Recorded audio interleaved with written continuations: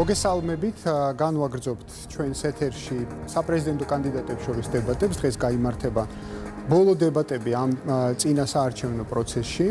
იმ შემთხვევაში თუ იქნება მეორე ტური, ჩვენ ვნახოთ, როგორ მოვახერხებთ შემდგომი ტურისთვის, თქვათ, შიმა კანდიდატების დებატებს, რომლებიც გადავლენ მეორე ტურში.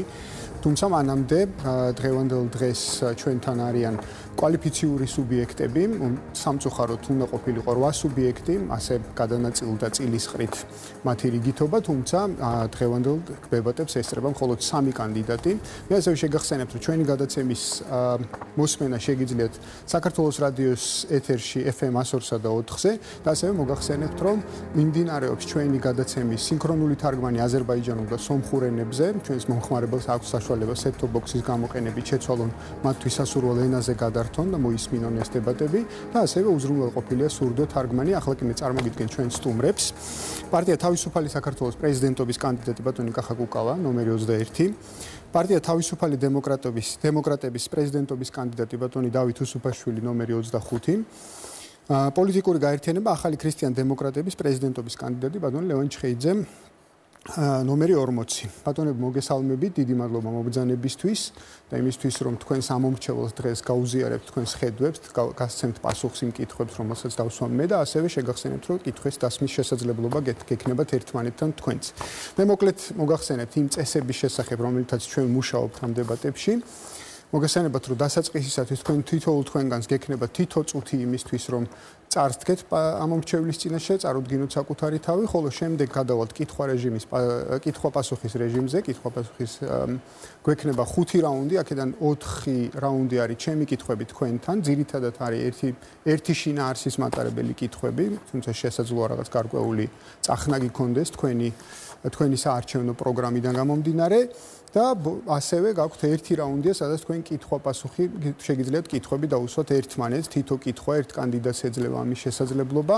იმ შემთხვევაში თუ ორივე კანდიდატი ერთი კანდიდატის მიმართ დასვავს კითხვებს, მე იძულებული ვიქნები პარიტეტი აღვადგინო და იმ კანდიდატს 2 კითხვის დასმის შესაძლებლობა მივცე. თუმცა მანამდე, როდესაც ვიქნებით კითხვა-პასუხის რეჟიმში, თქვენ შეგიძლიათ 1 წუთის ფარგლებში გამოეხმაუროთ თქვენს ოპონენტს და გამოთქვათ ან თუნდაც დააკონკრეტებინოთ მას მის გამოსვლაში აღნიშნული საკითხი ან ასე შემდეგ და ცხადია ჩვენ მუშაობთ იმ რეჟიმით, რომ ბოლო სიტყვა ეკუთვნის იმ მომენტისათვის კითხვის ადრესატს. რიგითობა განსაზღვრულია საარჩევნო ნომრის მიხედვით და ყოველი შემდგომ რაუნდში რიგითობას ვიწყებთ შემდგომი კანდიდატით. ასე რომ მგონი დავიწყოთ, ბატონ კახა, თქვენი 1 წუთი მიმართვის. დიახ. დიდი მადლობა. მაგრამ ვინ გვაკლია იქნება ესეც გაგვაცნობთ, იმიტომ რომ ველოდი აქ ხალხს დღეს გვაკლია მე სამწუხაროდ ხოლო სია მაქვს პარტიებს ვერ ჩამოვთვლი, მაგრამ მიზეზები კოლეგები იქნება მოვიკითხოთ უჭირთ ვინმეს რამე. ჩვენ როგორც განგვიცხადეს მათ საარჩევნო შტაბებში, ისინი ვერ ახერხებენ დღეს დებატებში მონაწილეობას. მე გეტყვით, რომ ესენი არიან ბატონი დავით ბაქრაძე, ბატონი სადაც შეხვედრა ღამისაცადზე გეგმავი. ბატონებო, უბრალოდ ჩამოვთვლი სიას და მე ჩვენ უფრო მეტი დრო დაგვრჩება. თუ თქვენ გექნებათ მათთან სურვილი, რომ რაღაცნაირად კომუნიკაცია გქონდეთ, კი ბატონო.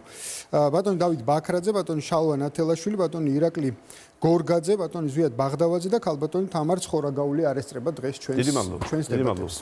ეს არათუ ჩვენი უპატივცემულობა არის. არამედ ეს არის მათი ამორჩევლის უპატივცემულობა. მოდით ეხლა ასე ვქნათ, რომ თქვენს გამოსვლებში თქვენ ხართ თავისუფალი, რასაც გინდათ იმას გამოეხმაუროთ. ბატონო კახა, თქვენი 1 წუთი.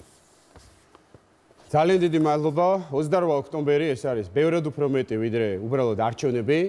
ქართულმა ხალხმა უნდა გააკეთოს არჩევანი იმ მანკიერ სისტემას შორის, რომელიც 92 წლის სამხედრო გადატრიალებიდან აქვს თავს მოხვეული ჩვენს ქვეყანას და ანტისისტემურ კანდიდატს შორის. ყალბია ნებისმიერი სხვა არჩევანი, როდესაც ცდილობენ მათ შორის აი აქ მე უყურე თქვენ ეთერს, დებატებს და მისი საშუალებით დაარწმუნონ თითქოს ქართულ ხალხს აქვს არჩევანი ზურაბიშვილს, ვაშაძესა და ბაქრაძეს შორის. ზურაბიშვილი, ვაშაძე, ბაქრაძე, ესენი არიან ერთი და იგივე მანკიერი სისტემის ღვიძლი შვილები და ისინი თვითონ შეთანხმდნენ სხვათა შორის, რომ არ მოსულიყვნენ ჩვენთან, დამждარიყვნენ ცალკე, რათა საზოგადოება დაარწმუნონ იმაში, რომელი მათ შორის უარესია და მათ შორის გააკეთოს ხალხმა არჩევანი. არანაირ შედეგს არ მოიტევს რომელიმე მათგანის გამარჯვება ან დამარცხება. მთელი გაზაფხული ჩვენი მოსახლეობა ამბობდა, სისტემა უნდა დაინგრეს. და თუ ჩვენ გვინდა რომ სისტემა მართლაც დაინგრეს, მაშინ აუცილებელი არის ხარი დაუჭიროთ იმ კანდიდატს, რომელიც არასდროს არ ყოფილა ამ სისტემის ნაწილი. დიდი მადლობა, ბატონ კახა. მე ერთი რამის თქვა დამავიწყდა, როცა წესებს გაცნოდით, დროის გასვლის შემდეგ თქვენი მიკროფონი ითიშება და თქვენ ხმას უბრალოდ ვერ გაიგებს მაყურებელი და ასევე როცა საუბრობს თქვენი ოპონენტი, ამ დროსაც თქვენი მიკროფონი გათიშულია. ბატონ დავით, თქვენი ერთი წუთი. მოგესალმებით, დიდი მადლობა მოწვევისთვის და ამ საშუალებისთვის. მივესალმები პატივცემულ ოპონენტებს, უსურვებ მათ წარმატებას საკუთარი წარმატების შემდეგ, ოღონდ დიახ, წინ არჩევნებია. საქართველოს დამოუკიდებელი თავისუფალი საქართველოს თითქმის 30 წლისაა და დროა ჩვენ ყველა ერთად ერი მოვიქცეთ ისე როგორც ეკადრება უკვე მოწიფულობის ასაკში შესულ ხალხს და გავაკეთოთ არჩევანი. არჩევანი ხვალინდელი დღისთვის და არა არჩევანი გუშინდელი პრობლემებით გადასებული თავით. ჩვენ დღეს ორი ძალა, მოქმედი ხელისუფლება და ყოფილი ხელისუფლება გვთავაზობს წინ ნაბიჯის არ გადადგმას. ჩვენ ნაბიჯი წინ უნდა გადავდგათ. ჩვენ მეტი შეგვიძლია, მე დარწმუნებული ვარ, რომ ქართველი ხალხი უკვე ძალიან კარგად არჩევს შავს და თეთრს და ამ არჩევნებში თავისი აქტიურობით გასცემს კითხვაზე პასუხს. საქართველო საითწავა, დარჩება ოცნებურ სტაგნაციაში, დაბრუნდება ნაციონალურ ძალადობაში თუ წავა წინ. დიდი მადლობა, ბატონ დავით. ბატონ ლევან, თქვენი ერთი წუთი. მოგესალმებით. ჩვენ ხედავთ ხელისუფლება როგორც ცდილობს გაიყვანოს მასთან ასოცირებული ვითომ დამოუკიდებელი კანდიდატი, რომელიც წარმოადგენს პირდაპირ საფრთხეს ჩვენი სახელმწიფოსათვის. ქალბატონი სალომე ზურაბიშვილი ვერ აკონტროლებს საკუთარ საუბარს, რაც ძალიან დიდ ხიფათს წარმოადგენს ჩვენი ქვეყნისთვის. მან გააკეთა ორი უკვე ძალიან საზიანო განცხადება. ერთი ის თითქოს ჩვენ დავიწყეთ ომი ცხინვალში 2008 წელს და მეორე მან გააკეთა უკიდურესად ანტითურქული და ქსენოფობიური განცხადებები ჯავახეთში ამორჩელებიდან შეხვედრისას, რამაც შეშფოთება გამოიწვია ჩვენს პარტნიორ თურქეთსა და აზერბაიჯანში. წარმოიდგინეთ ეს ხალი რო ჩავიდეს ერთვენიერ დღეს სომხეთში და განაცხადოს, რომ ყარაბაღი არის სომხეთის კუთვნილი მიწა. ამას რამხელა დემარში მოყვება ჩვენ ქვეყანასთან მიმართებაში. სალომე ზურაბიშვილის არჩევა პრეზიდენტად არის პირდაპირ დარტყმა ჩვენი ქვეყნის ეროვნულ ინტერესებზე და უსაფრთხოებაზე. დიდი მადლობა ბატონებო, დიდი მადლობა. გადავიდეთ კითხვა-პასუხის რეჟიმზე. ბატონ დავით, თქვენგან უნდა დავიწყოთ. ამ კითხვის შინაარსი ყველა თქვენთაგანთან იქნება ერთი და იგივე. მე მრჩება აღქმა და განცდა იმისა, რომ ძალიან რთული საარჩევნო პროცესი გავიარეთ და კამპანია მოულოდნელიც კი. თავდაპირველად თითქოს ასეთი მნიშვნელოვანი არჩევნები არ იყო და ასეთ მნიშვნელობას ზოგიერთი პოლიტიკური ჯგუფი არ ანიჭებდა ამ არჩევნებს. თუმცა საბოლოო ჯამში ასე არ წარიმართა ყველაფერი. თქვენ როგორ აფასებთ ამ წინასაარჩევნო პროცესს, რამდენად სამართლიან გარემოში გიწევთ კონკურირება, თქვა თქვენს ოპონენტებთან და რამდენად ახერხებთ მიიტანოთ თქვენი სათქმელი თქვენ სამომრჩევლამდე, რამდენად არის ამის შესაძლებლობა შექმნილი დღეს ქართულ პოლიტიკურ სინამდვილეში. ბატონ დავით, თქვენი ორი წუთი. სამწუხაროდ ჩვენ კვლავ ვიმყოფებით იმ ვითარებაში, როდესაც მოსახლეობას უჩნდება კითხვა ღირს არჩევნებზე წასვლა და საერთოდ მოსახლეობის ნებას აქვს თუ არა გავლენა ქვეყანაში მიმდინარე პროცესებზე. მე მინდა მოსახლეობას მიმართო და უთხრა, ამას ყოველთვის აქვს აზრი და საუბარი იმაზე, რომ ჩვენს ხმას ხომ არ ელის დაკარგვა, ეს არის არასწორი. ნებისმიერ შემთხვევაში ამ არჩევნებზე აუცილებელია თითოეულმა მოქალაქემ, რაც შეიძლება ხმამაღლა განაცხადოს თავისი არჩევანი და ეს უნდა მოხდეს საარჩევნო ყუთთან. საპრეზიდენტო არჩევნებმა დამატებითი დაძაბულობა, დამატებითი დატვირთვა შეიძინა ერთადერთი მიზეზის გამო. ესაა მასშტაბური სახელისუფლებო კრიზისი, რაც ქვეყანაში განვითარდა. რაც გამოიხატა მართველი პოლიტიკური გუნდის სრულ დაგსაქსვაში, რომელსაც დაჭირდა ლიდერის მათი მობრუნების შემდეგაც სიტუაცია ვერ დაალაგდა და სწორედ ეს აძლევს ამ არჩევნებს დამატებით დატვირთვას. სწორედ ამიტომ გამოვედი მე ინიციატივით და ვთქვი, რომ იმისათვის, რომ ქვეყანა წინ წავიდეს, ამ არჩევნებში სახელისუფლებო ბრძოლა არ გაიმართოს და ეს არასწორია, საპრეზიდენტო არჩევნებია, მმართველმა გუნდმა საზოგადოებას უნდა შესთავაზოს სწორი გამოსავალი. ეს გამოსავალია პროპორციული საპარლამენტო არჩევნები, მაქსიმუმ 1 წელიწადში.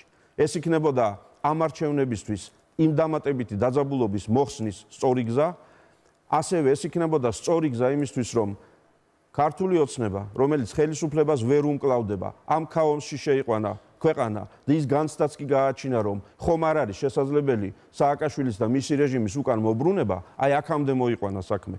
ეს რომ რაც შეიძლება სწრაფად დასრულდეს და ჩვენ არ მივიღოთ ვითარება, როდესაც ქვეყანა აღმოჩნდება სახელმწიფო ვაკუუმში და მისი ყველა წინაპირობაა, მათ შორის თუ კი არჩეული იქნება სახელმწიფო კანდიდატი. ამიტომ არის აუცილებელი პოლიტიკური ინიციატივების გამოჩენა და ამ არჩევნებისთვის ამ დამატებითი დაპირთვის მოხსნა. ჩვენ წინ გზა უნდა დავინახოთ და გავდოთ ხიდი დღეიდან და ხვალიდელ დღემდე.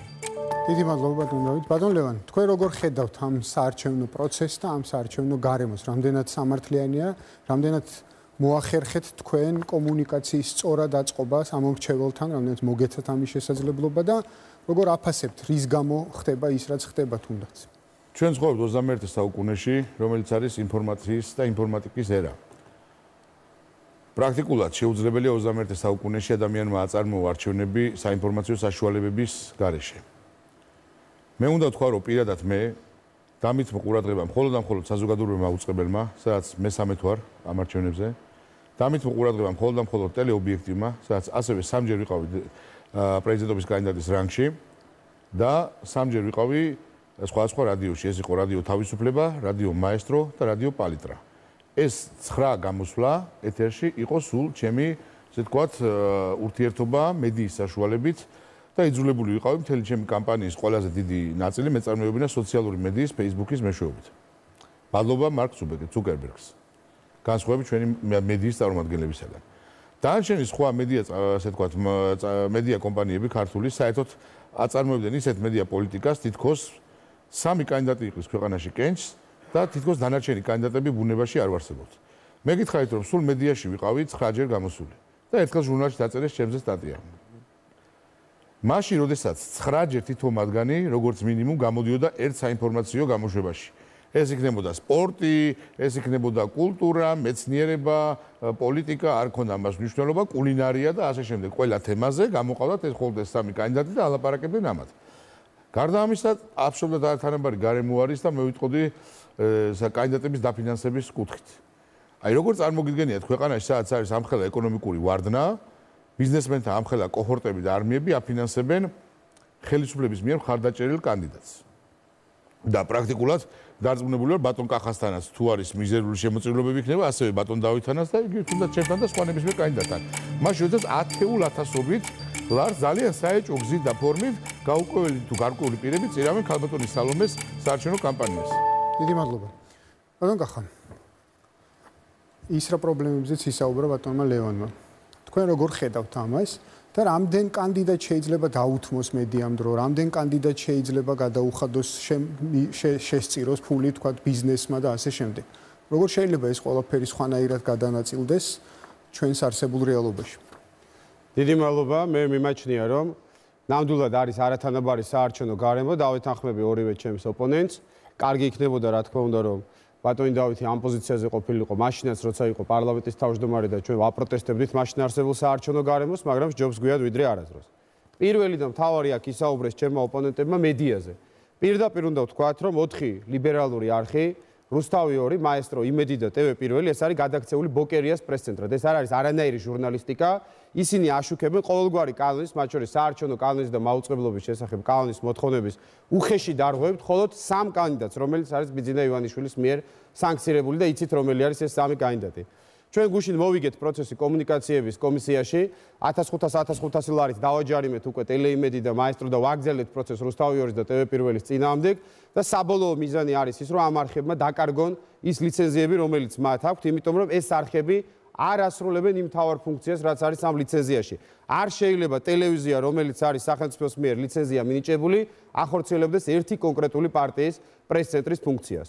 მეორე პრობლემაზეც აქ იყო საუბარი, რაც შეეხება ფინანსების არათანაბარ გადანაწილებას. ფინანსები, რა თქმა უნდა, ყველა დემოკრატიაში ასრულებს მნიშვნელოვან როლს, მაგრამ ის რაც ხდება საქართველოში, რომ სხვაობა არის არა 10%, 20% ან 50%. ჩვენ ვხედავთ კანდიდატებს, 3 კანდიდატს, რომელსაც შეუძლია მობილიზება გაუკეთოთ ათეულობით მილიონ ლარს, მაშინ როდესაც დანარჩენი კანდიდატების ბიუჯეტი, საშუალოდ ეს არის უკეთეს შემთხვევაში რამდენიმე ათეული ათასი ლარი და ბოლოს ისტერიკა. ფარული ჩანაწერები ეს არის ქართული დემოკრატიის და დამოუკიდებელი ქართული სახელმწიფოს ყველაზე დიდი სირცხვილი. დაწყებული 2008 წლის საპრეზიდენტო არჩევნებიდან, როცა პატრიკატიშვილის ცნობილი ჩანაწერი გამოქვეყნდა კოდუასთან, ჩვენ მუდმივად ვცხოვრობთ ამ შიზოფრენიაში, ამ ისტერიკაში სააკაშვილის და ივანიშვილის წყალობით, როდესაც ნებისმიერი არჩევნები საქართველოში ნიშნავს აი ამ ბინძური, ერთმანეთის ბინძური რაღაცა პირადი ცხოვრების ქექვას, რასაც უნდა დაუსვათ წერ. დიდი მადლობა ბატონ კახა, მე შეგახსენებთ ბატონებო, რომ თქვენ გაქვთ შესაძლებლობა გამოეხმაუროთ ერთმანეთს ერთი წუთის ფარგლებში, თუ ასეთი სურვილი გაგიჩნდებათ ხოლმე, მანიშნეთ წინასწარ იმისთვის, რომ შემდეგ, როდესაც თქვენი ოპონენტი დაასრულებს პასუხს, თქვენ მოგეცეთ ამის შესაძლებლობა. თუ ნებას მაძლევთ, მაშინ გადავიდეთ შემდეგ რაუნდზე კითხვებისა. ამ საარჩევნო პროცესმა, გარდა იმისა, რომ თქვათ, აჩვენა, რომ გაცილებით მაღალია მის და პოლიტიკური ჯგუფების ინტერესი და არა როგორც საპრეზიდენტო პოსტის მიმართ და მანდატის მიმართ, არამედ უფრო სხვა ინტერესებიც გამოსჭვიოდა. კიდევ მეორე საკითხი და ჩემი აზრით პრობლემა წარმოაჩინა, რასაც საზოგადოების პოლარიზება ქვია და იმ პოლუსების უფრო მეტად წინ წამოწევა ქვია, რომელსაც წარმოადგენს ან ერთი ან მეორე ჯგუფი. პრეზიდენტის ფუნქციათაგან ერთ-ერთი მნიშვნელოვანი არის ერის გამთლიანების და ერის ერთიანობის დაცვა და როგორ წარმოგიდგენიათ თქვენ ბატონებო, ბატონ ლევან, თქვენგან უნდა დავიწყოთ ამ კითხვაზე პასუხი, როგორ წარმოგიდგენიათ თქვენ როგორც პრეზიდენტის რანგში ის ადამიანი, რომელიც შეძლებს განსხვავებულ პოლუსებზე მყოფ პოლიტიკურ და სოციალურ ჯგუფებს შორის ურთიერთობის მოწესრიგებას და შუამავლის სტატუსს, თუნდაც შუამავლობას და ამ პოლარიზების ხარისხის დაბლა დაწევას, რაც ჩემი აზრით ძალიან მნიშვნელოვანია ამ საზოგადოებისთვის. გისმენთ, 2 წუთი. მე ვთვლი, რომ შესაძლებელია ერთი და მეორე ვთვლი, რომ ეს მე შემიძლია. და როგორ? პირველ რიგში მე გამოურიცხავ ყოველნაირ დესტრუქციას საქართველოში წარმოდგენილ ნებისმიერ საპარლამენტო ჯგუფთან. ეს იქნება ქართული ოცნებით დაწყებული ყველაზე დიდი დამთავრებული, თქვათ, ნაციონალური მოძრაობით და პატრიოტთა ალიანსით. პირიქით, ჩემი პრეზიდენტ არჩევის შემთხვევაში მე ვთვლი, რომ უნდა გამოვკვეთო რამოდენიმე საკვანძო საკითხი, რომლის ირგვლივაც უნდა მოხდეს ამ ყველა პოლიტიკური ჯგუფის ჩართვა აუცილებლად და საქართველოს პრეზიდენტის სასახლე უნდა იყოს როგორც საპარლამენტო, ასევე არასაპარლამენტო პარტიების შეხვედრის ადგილი, ასთა გაცვლის ადგილი და რაღაც გარკვეული ეროვნული კონცეფციის ჩამოყალიბების ადგილი. მართალია ამ პოლიტიკურ ჯგუფებს, რომელიც პარლამენტში არის წარმოდგენილი, მათ შორის არის დიდი ჩატეხილი ხიდები, მაგრამ ის ხიდები, რომლებიც ჩვენ შეგვიძლია გავდოთ, მათ შორის ეს არის პირველ რიგში საქართველოში არსებული სიღარიბე, უმუშევრობა, ტერიტორიული დარღვეული ტერიტორიული მთლიანობა. ის კონსტიტუცია, რომელიც მიუღებელია თითოეული ჩვენთაგანისათვის.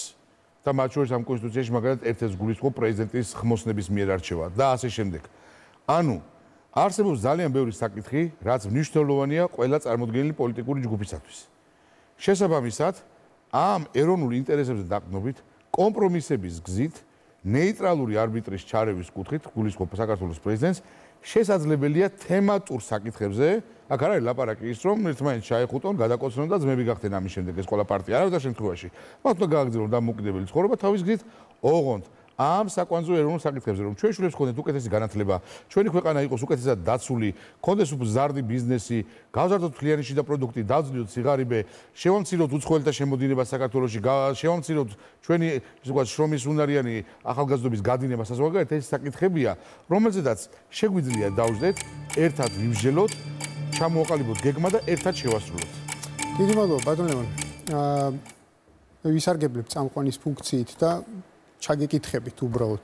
როგორ წარმოგიდგენიათ, მოდით ხალხს ერთი წუთით თავი დავანებოთ იმ პოლიტიკური ჯგუფების თანამშრომლობის მაგიდასთან მოყვანა, რომელიც დღეს შეიძლება ითქვას არც თუ ისე კორექტული ფორმით ურთიერთობენ ერთმანეთთან.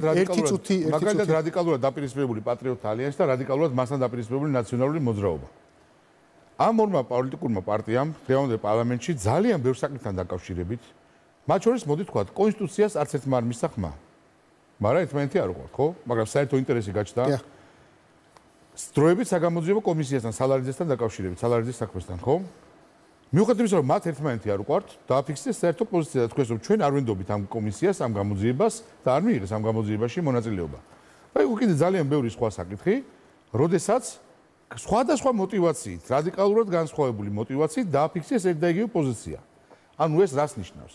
რომ შესაძლებელია ჩვენ არ მოგწონდეს ერთმანეთი. პირიქით, ძალიან არ მოგწონდეს ერთმანეთი, მაგრამ გქონდეს საერთო ინტერესები და გადავდოთ გვერდზე ჩვენი ესე ვთქვათ ურთიერთ ანტიპათია, წამოვწიოთ წინ საერთო ინტერესები და საერთო ინტერესების გადაწყვეტის გზით ვითანამშრომლოთ ერთმანეთთან. აი ეს არის მხოლოდ საერთო ინტერესების დამხვედრა.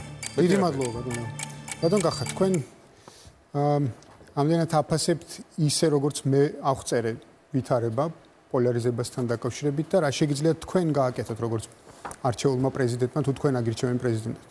სრულად გეთანხმებით, მანო გიორგი, მეც ვფიქრობ, რომ პოლარიზაცია და რომელიც არ არის ბოლო 1-2 წლის მოვლენა, არის ქართული დემოკრატიის დამოუკიდებელი ქართული სახელმწიფოს მთავარი პრობლემა.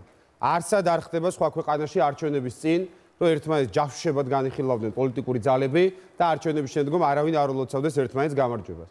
მაგრამ ჩვენ უნდა გვესმოდეს, საიდან იწყება ამ პრობლემის სათავე. ამ პრობლემის სათავე იწყება 1992 წლის 6 იანვრიდან, როდესაც ყაჩაღებმა, კრიმინალებმა, ტერორისტებმა დაამხეს ხალხის მიერ არჩეული მთავრობა და თავზე დაახიეს ქართულ ხალხს მის მიერ გაკეთებული არჩევანი. მას შემდეგ საქართველოს ხელისუფლებაში მოდიან არა პოლიტიკური პარტიები, არამედ მაფიოზური კლანები. სააკაშვილის და ივანიშვილის ეს არის მაფიოზური კლანი, რომელიც ჩვენ ხო უყურებთ საარჩევნო კამპანიას, განიხილავენ არა როგორც თავიანთი იდეების დემონსტრირებას და ხალხამდე მიტანის საშუალებას, არამედ როგორ იყიდონ 15 ლარიანი ამორჩეველი, როგორ ჩასვან მარშრუტკაში, როგორ დააშინონ მერე უშიშროების სამსახურებში და როგორ დაატერორონ ისინი. ამიტომაც მე პირადად გონია, რომ სრული ილუზია იქნება ჩვენ ვისაუბროთ ამ პოლიტიკური სპექტრის პირობებში იმ ტიპის კონსოლიდირებულ დემოკრატიაზე, რომელიც არის დასავლეთის ქვეყნებში. მე როგორც პრეზიდენტი გამოვიყენებ რეფერენდუმის შესახებ კანონის 4 მუხლში ჩარჩენილ ნორმას, იმ ეროვნული თანხმობის მიღწევა, რომელზეც თქვენ საუბრობთ, შესაძლებელი არის მხოლოდ ვადამდელი არჩევნების შემთხვევაში, პარლამენტის ვადამდელი არჩევნების შემთხვევაში. მხოლოდ იმ შემთხვევაში, თუ პარლამენტში მეტნაკლებად იქნება წარმოდგენილი იგივე პოლიტიკური სპექტრი, რაც ვართ ქართველები. ჩვენ გვაქვს დავუშვათ 7, 8, 9 სხვადასხვა პოლიტიკური მიმდინარეობის მომხრეები, მაგრამ რატომღაც პარლამენტში არის წარმოდგენილი მხოლოდ 2 და ამ ორმა საქართველოს გადააქცია თავიანთი თამაშის პოლიგონად. ამიტომაც მე მიმაჩნია და ვისაც მიგაჩნიათ, კახა კუკავაზე არ არის საუბარი, ვისაც მიგაჩნიათ, რომ ოცნების და ნაციონალების მონოპოლიის ხანა უნდა დამთავრდეს, მიდით არჩევნებზე და შემოხაზეთ 21 ნომერი. ეს იქნება არა მარტო ჩემი პრეზიდენტობა, არამედ ეს ნიშნავს იმას, რომ საქართველოში დაინიშნება ვადამდელი საპარლამენტო არჩევნები და საქართველოს ეყოლება პარლამენტი, რომელიც იქნება ბევრად უფრო ახლო ჩვენი ბატონ კახა, თქვენ რამდენჯერ მიახსენეთ ჩვენთან სტუმრობისას რეფერენდუმის შესახებ კანონის 4 მუხლი. თუმცა კანონის ცვლილების ძალიან ბევრი ბერკეტი აქვს, ყველა ბერკეტი აქვს პრინციპში მართლ ჯგუფს, რომელმაც არ ვიცი რამდენად მოსწრებადია, თუმცა შესაძლოა მოსწრებადიც კი იყოს ინაუგურაციამდე ამის შეცვლა. ერთი წუთის ფარგლებში რომ მითხრათ რა შეიძლება. ბევრად უფრო ნაკლები ჭირდება ამას ბატონო გიორგი. იმ შემთხვევაში ჩვენ გვესმის, რომ პრეზიდენტს არ აქვს დღეს ბევრი უფლებები, მაგრამ საქართველოს პრეზიდენტს აქვს თავარი კოზირი. ის იქნება ერთადერთი თანამდებობის პირი ჩვენს ქვეყანაში, რომელიც იქნება ხალხის ნების გამომხატველი.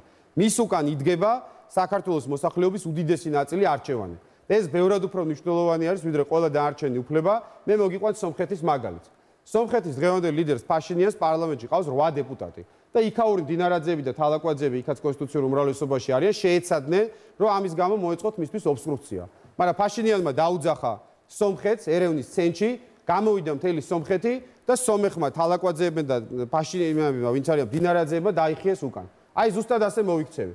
თუ იქნება წინააღმდეგობა ხალხის მიერ გაკეთებულ არჩევანსა და პარლამენტში წარმოდგენილ 116 კაციან უმრავლესობას შორის, მეც მოუხმობ ქართულ ხალხს რუსთაველის გამზრზე და როგორც ფაშინიანმა დაახევინა უკან სომხურ მაფიას, აი ესე დავახევინებ უკან ჩვენს საკუთარ ქართულ მაფიას. დიდი მადლობა. ბატონ დავით, როგორც ხალხის ნების გამომხატველი, იმდენად რამდენადაც მაღალი ლეგიტიმაცია პირდაპირ არჩევითის წესით არჩეული პრეზიდენტი. თქვენ როგორ ხედავთ პოლარიზაციის პრობლემის წინაშე ვდგავართ თუ არა, რამდენად დასაძლევი საკითხია და ხო არ ქმნის ამ პოლარიზაციას პოლიტიკური სპექტრი თუ საზოგადოებაშიც არის გარკვეული მოთხოვნილება თუნდაც შურისძიების ან რევანშის ერთმანეთის მიმართ და ასე შემდეგ და როგორ შეიძლება ამის დაძლევა დასაძლევია თუ არა საერთოდ ეს პრობლემა 2 წუთით თუ შეიძლება ეს არის ჩვენი სახელმწიფოებრიობის უმთავრესი პრობლემა ჩვენ ვერ მოვაგვარეთ ეს საკითხი მიუხედავად იმისა რომ ბატონმა კახამ ცოტა კენჭი მესროლა წეგან მე მას ვუბრუნებ არა კენჭს არამედ დათანხმებას რომ დიახ 91-12 წლებში განვითარებულმა მოვლენებმა ძალიან დიდი დაღი დაასვა ჩვენს ქვეყანას, ჩვენს საზოგადოებას, სადაც ისედაც დაბალი იყო პოლიტიკური კულტურა, კომუნიზმის გამო, რუსული იმპერიალიზმის გამო და ჩვენ წელში ვერ გავიმართეთ. ჩვენ პოლარიზებული კი არ ვართ, ფრაგმენტირებული ვართ, დაქუცმაცებული ვართ და ამას სამწუხაროდ ხელს უწყობს ის, რასაც დღეს პოლიტიკა ქვია. ამიტომ მე მინდა მივმართო მოსახლეობას, ამორჩევებს, მოქალაქეებს, არ დაიჯეროთ, რომ ისაა პოლიტიკა, რასაც თქვენ დღეს ხედავთ. არ დაიჯეროთ, რომ ესაა ჩვენი ქვეყნის მაქსიმუმი და რომ ჩვენ მეტი აღარ შეგვიძლია. სინამდვილეში ჩვენ მეტი შეგვიძლია, მეტად კონსოლიდირება შეგვიძლია, მეტად საერთო სახელმწიფოებრიობის გაფრთხილება და მე ის სახელმწიფო, რომ თითოეულ ჩვენგანს ფარველობდეს, ეს შეგვიძლია. მაგრამ ეს თავად უნდა გავაკეთოთ. ამ საკითხში ყველას დიდი როლი აქვს, განსაკუთრებით პოლიტიკოსებს და განსაკუთრებით საქართველოს სახელმწიფოს მეთაურს, პრეზიდენტს. სწორედ პრეზიდენტი უნდა იყოს ის ფიგურა, რომელიც ყოველ ცისმარე დღეს შეგვახსენებს, რომ ჩვენ ერთ საერთო სახელმწიფოში ვცხოვრობთ. თავისუფლება გარდაულა წარმოშობს მრავალპარტიულობას, მაგრამ მრავალპარტიულობასთან ერთად ჩვენ გვინდა ერთიანი სახელმწიფოებრიობა. ეს თითოეულმა ჩვენგანმა ჩვენი ცხოვრების წესით უნდა დავამტკიცოთ, რომ ჩვენ ეს შეგვიძლია და მე ეს შემიძლია, იმიტომ რომ ჩემი პოლიტიკური საქმიანობით სწორედ ამას ვამტკიცებ უკვე 30 წელია. მე ამ საარჩევნო კამპანიაში სწორედ ამას ვამტკიცებ ოპონენტებთან ურთიერთობაში. მე არ ვამბობ, რომ სალომე ზურაბიშვილი მოღალატეა. მე ვამბობ, რომ ის თანამდებობისთვის შეუფერებელია. მე არ ვამბობ, რომ მას საქართველოს არ უყვარს, მაგრამ მე ვამბობ, რომ ის საქართველოს სამსახურში არ იყო, როდესაც საქართველოს ყველაზე მეტად ჭირდებოდა 92.000 წლებში, როდესაც ეს ქვეყანა იქმნებოდა. ამიტომ აქვს ის პრობლემები და შეცდომები. მე არ ვამბობ, რომ ნაციონალების ადგილი არ არის ამ ქვეყანაში. მე ვამბობ, რომ მიხეილ სააკაშვილის ადგილი არ არის ქართულ პოლიტიკაში. იმიტომ რომ ექს-პრეზიდენტი, რომელმაც მოქალაქეობაზე უარი თქვა, არ შეიძლება დაბრუნდეს ქვეყანაში მოქალაქედ და პოლიტიკაში ჩაერიოს. პრინციპების დონეზე უნდა გავაერთიანოთ ჩვენ ქვეყანა და მე ეს შემიძლია, მე ეს მიკეთებია და ხვალაც გავაკეთებ. ბატონ დავით, ამ ყველაფრის ფონზე, რაც ახლა თქვენ ბრძანეთ სამივე კანდიდატმა, რომ ეს პრობლემა არსებობს და ამას გადაჭრა სჭირდება და ამას სხვა კანდიდატი სჭირდება და არა ის, რომელიც თქვათ ამ პოლუსებს წარმოადგენს ამ შემთხვევაში, ან მართველი პარტიის მიერ არის მხარდაჭერილი, ან მისი ეგრეთ წოდებული მთავარი ოპონენტის მიერ არის მხარდაჭერილი, ხო? თუ რომელიმე თქვენგანს ან საზოგადოება მაინც გადაწყვეტს, რომ ხარი დაუჭიროს მათ და არა თქვენ. უნდა ვივარაუდოთ, რომ საზოგადოების დაკვეთა სწორედ ასეთია, რა პრობლემაზე ჩვენ ახლა ვსაუბრობთ. ერთი წუთის ფარგლებში რომ შემიჯამოთ თუ შეიძლება ამ კითხვაზე პასუხი. საზოგადოება და პოლიტიკური კლასი ეს ურთიერთდაკავშირებული ფენომენებია და ერთმანეთზე გავლენას ახდენენ. პოლიტიკურ კლასს და პოლიტიკოს მაშინა აქვს ფასი, თუ ის ყურს უგდებს საზოგადოებას, მაგრამ პოულობს სწორ გამოსავალს. ჩვენ საზოგადოებაში დაგროვილია უზარმაზარი განცდა უსამართლობის და ამ უსამართლობის გამოხატული ფორმა არის სწორედ პოლიტიკოსების მიერ, ასე ვთქვათ, ცეცხლზე ნავდასხმული ერთმანეთთან დაპირისპირება. ჩვენ კანონის უზენაესობა უნდა ვაქციოთ პრობლემების მომგვარებლად. ჩვენ საზოგადოებას უნდა ვაჩვენოთ, რომ კოდექსში რო გვიწერია, სისხლის სამართლის კოდექსში რა არის ცუდი და კარგი და ვინ უნდა იყოს გარიყული და ციხეში, აი სასამართლომ და პროკურორმა უნდა გადაწყვიტოს ეს. დანარჩენი კანონთან პირნათელი ყველა მოქალაქის თანაბარი ადგილი უნდა იყოს ამ ქვეყანაში. ჩვენ უნდა დავასრულოთ ის გაოსაოცარი დამანგრეველი პრაქტიკა, როდესაც გძულს ყველა ვისთან ერთადაც არ გძულს სხვა. გვიყვარს მხოლოდ ის ხალხი, ვისთან ერთადაც გძულს სხვა. ჩვენ უნდა შევატრიალოთ ეს. სიყვარულით, თანადგომით და სოლიდარობით შენდება სახელმწიფო და მხოლოდ ამ შემთხვევაში შეძლებს ერის სახელმწიფოებრიობად ორგანიზებას. დიდი მადლობა ბატონ დავით. ბატონებო, გადავიდეთ შემდეგ საკითხზე, თუ თქვენ არ გაქვთ ერთ მზად ხართ, დიახ. ბატონ კახა, თქვენგან უნდა დავიწყო. წარმოვიდგინოთ ერთი წუთით, რომ თქვენი აი ეს სხვა დანარჩენი საკითხები, რეფერენდუმი და ასე შემდეგ, ერთი წამით გვერდზე გადავდოთ და თუნდაც იმ ფუნქციას და იმ შესაძლებლობას მივაქციოთ ყურადღება, რომელიც პრეზიდენტს ამ კონსტიტუციითაც აქვს. პრეზიდენტი 7 წევრიდან, ეროვნული ბანკის 7 წევრიდან 7-ვე კანდიდატისთვის არჩევს 3 კანდიდატს და წარუდგენს პარლამენტს დასამტკიცებლად. და მას ამის სრული თავისუფლება აქვს შეარჩიოს კანდიდატები, გარკვეული მოთხოვნები კანონში გაწერილია, თუმცა მას თავისუფლება აქვს. მომავალი 6 წლის ვადაში 7-ვე წევრი უნდა შეიცვალოს ეროვნულ ბანკში. და შუა წელში დაახლოებით და ნახევარს რომ გაივლის პრეზიდენტი, 5 წევრი იქნება შეცვლილი ამ თქვათ მარეგულირებელი ორგანოსი, ასე დავარქვათ ამ წუთას. ეროვნული ბანკი განსაზღვრავს პოლიტიკას ქვეყანაში დაკრედიტების ოდენობაში, რაც თქვენთვის ერთ-ერთი ფუნდამენტური საკითხია. ლარის კურსის, ინფლაციის, ფასიანი ქაღალდების ბაზართან მიმართებაში და თავის მხრივ ეკონომიკურ ზრდაზე ამას ყველაფერს აქვს გავლენა. შესაბამისად, რითი იხემძღვანელებთ თქვენ? მათ შორის ეროვნულ ბანკს ძალიან სერიოზულად შეუძლია შეაფერხოს ეკონომიკური წინსვლაც და თქვათ სერიოზული პრობლემები შეუქმნას მართლ გუნდსაც. ეს ბერკეტიც არსებობს პრეზიდენტის ხელში, მაგალითად რო ავიღოთ. რითი ხელმძღვანელებთ თქვენ ეროვნული ბანკის კანდიდატების შერჩევისას? ძალიან დიდი მადლობა. პირველ რიგში მინდა ვთქვა, რომ როგორც ეროვნული ბანკის საბჭოს წევრობის კანდიდატების შერჩევისას, ასევე ნებისმიერ სხვა თანამდებობაზე კადრების შერჩევისას ვიხელმძღვანელებ პროფესიონალიზმის პრინციპით. არსებობს ასეთი ტერმინი მერიტოკრატია, როდესაც სახელმწიფო ხელისუფლებაში ადამიანები წინააღმდეგებიან საკუთარი ნიჭის და ტალანტის მიხედვით და ჩვენ ეს არ გვახსოვს უკვე გასული 26 წლის მანძილზე. რომ საქართველოზე ინიშნებიან მხოლოდ პოლიტიკური პრეფერენციების და ხშირად ნათესაური ნიშნის მიხედვით. ამიტომაც ეროვნული ბანკის სათავეში და ყველა სტრუქტურაში ჩვენ გვაქვს საბედნიეროდ ამისი ინტელექტუალური რესურსი, რომ დავნიშნოთ საუკეთესო ფინანსისტები, საუკეთესო იურისტები და ჩვენი დროის საუკეთესო სპეციალისტები. დღეს საქართველოში საჯარო სამსახურში მე ვიცნობ ჩემი თაობის, ჩემზე ცოტა უმცროსებს, ჩემზე ცოტა უფროსებს, საუკეთესო სპეციალისტები საჯარო სამსახურში არ მიედინებიან.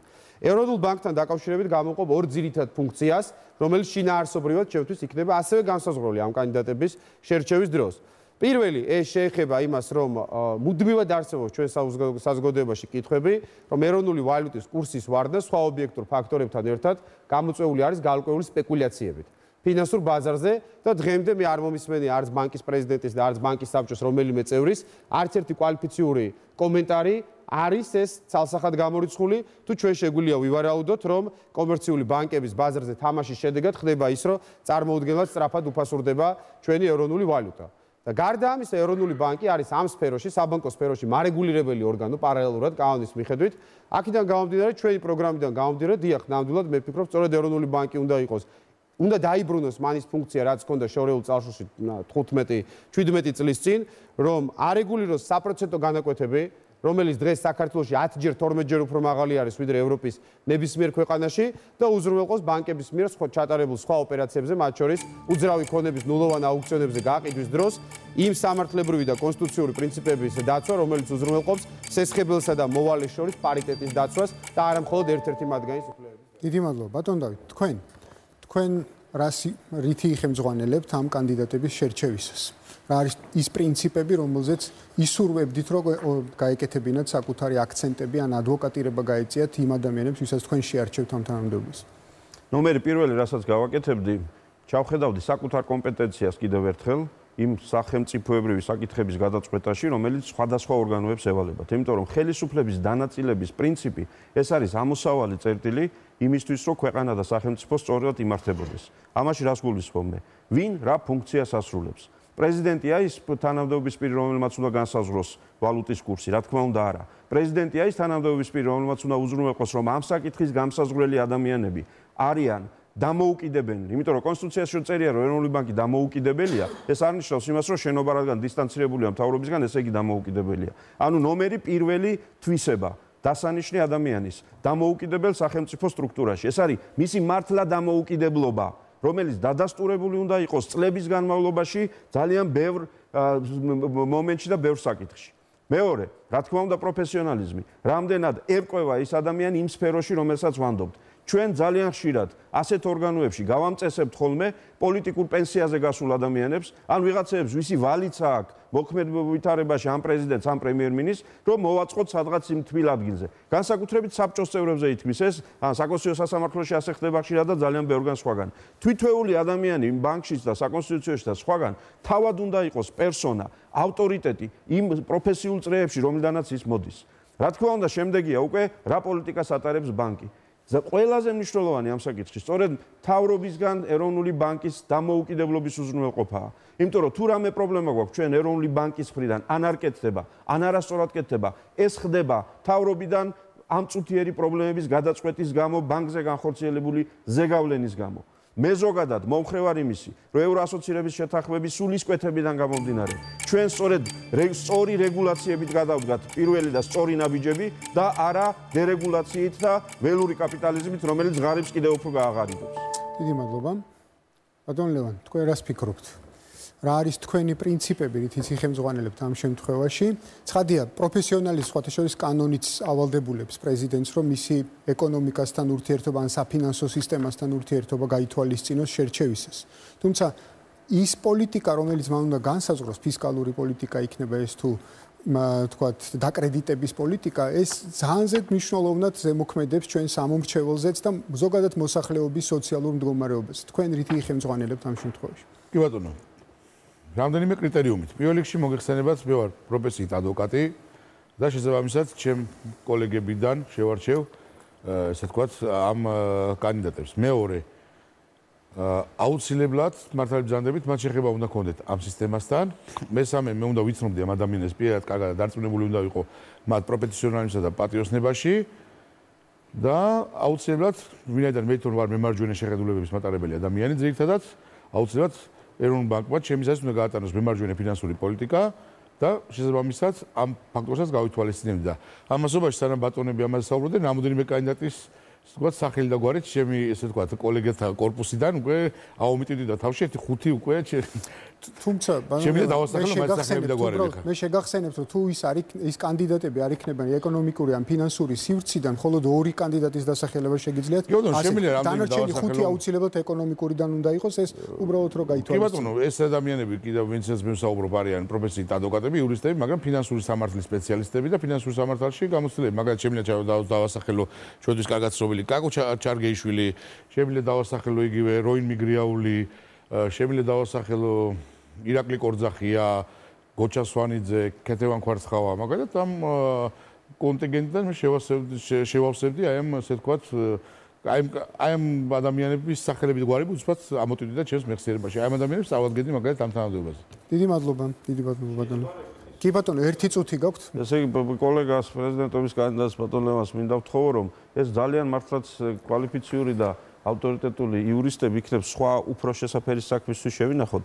ჩვენ იუსტიციის საბჭოში ყავს დასანიშნი ხალხი, საკონსტიტუციო სასამართლოში, ძალიან ბევრი სხვა თანამდებობები. თუმცა იქ თითო კანდიდატი ყავთ ბატონო. კი, და ამიტომ თითო ბევრგანაა საჭირო. თვითონ სხვა კვალიფიციური კანდიდატებიც ყავთ. კიდევ ყავთ, კი ბატონო. მოკლედ ამ ხალხს ნამდვილად მეც გამოვიყენებდი, მაგრამ ცოტა სხვა მიმართულებით. თუ გნებავთ შეგიძლიათ გამოეხმაუროთ, შემიძლიათ დრო დაგიხდით. არა, ვეთანხმები რომ ეს უნივერსალური იურისტები არიან, ვეთანხმები და შესაბამისად, მაგრამ ამ სფეროსთვის მისწრება იქნებოდა მაგალითად, აი ამ შემადგენლობით ეროვნული ბანკის საბჭო მაგალითად ქვეყანას შემიძლია გითხრათ ძალიან წინ წაწევდა მათი დიდი მადლობა. ბატონო, გადავიდეთ შემდგომ რაუნდზე. ჩვენ ვაანონსებთ ხოლმე ჩვენს დებატებს, როგორც ჩვენს ვებგვერდზე, ასევე Facebook-ზე, სოციალურ ქსელებში და იქიდან ვიღებთ კითხვებს. ესეთი კითხვით ხდება ამის წარდგენა, რომ დაუსვით კითხვა თქვენს პრეზიდენტობის კანდიდატს. ამ შემთხვევაში წარმოდგენა მაქვს ალბათ რომ ერთი და იგივე ადამიანმა მოიწერა ეს კითხვა, იმიტომ რომ სამივე თქვენთაგანთან იყო ეს კითხვა დასმული და ბატონ დავით თქვენგან უნდა დავიწყოთ. მე მეჩვენება რომ საინტერესო კითხვაა.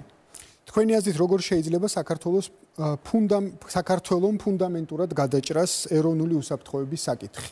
მე უბრალოდ ამას დავამატებ იმას, რომ ცხადია პრეზიდენტის ფუნქციებიდან გავიდა ეროვნული უსაფრთხოების საბჭო და ვთქვათ ეს ფუნქცია, რასაც უსაფრთხოებათა შეფასება ქვია და ასე შემდეგ, თუმცა მასთან მაინც არის თავდაცვის სფერო და ის არის თავარსარდალი, შესაბამისად მას უნდა კონდეს გარკვეული ურთიერთობა ამ საკითხებთან და მათ შორის როგორც დღევანდელი პარლამენტის თავმჯდომარე ამბობს, ეროვნული უსაფრთხოების საბჭოს ფუნქციებს შეითავსებს ამ შემთხვევაში პარლამენტი, ისინი იმსჯელებენ ეროვნული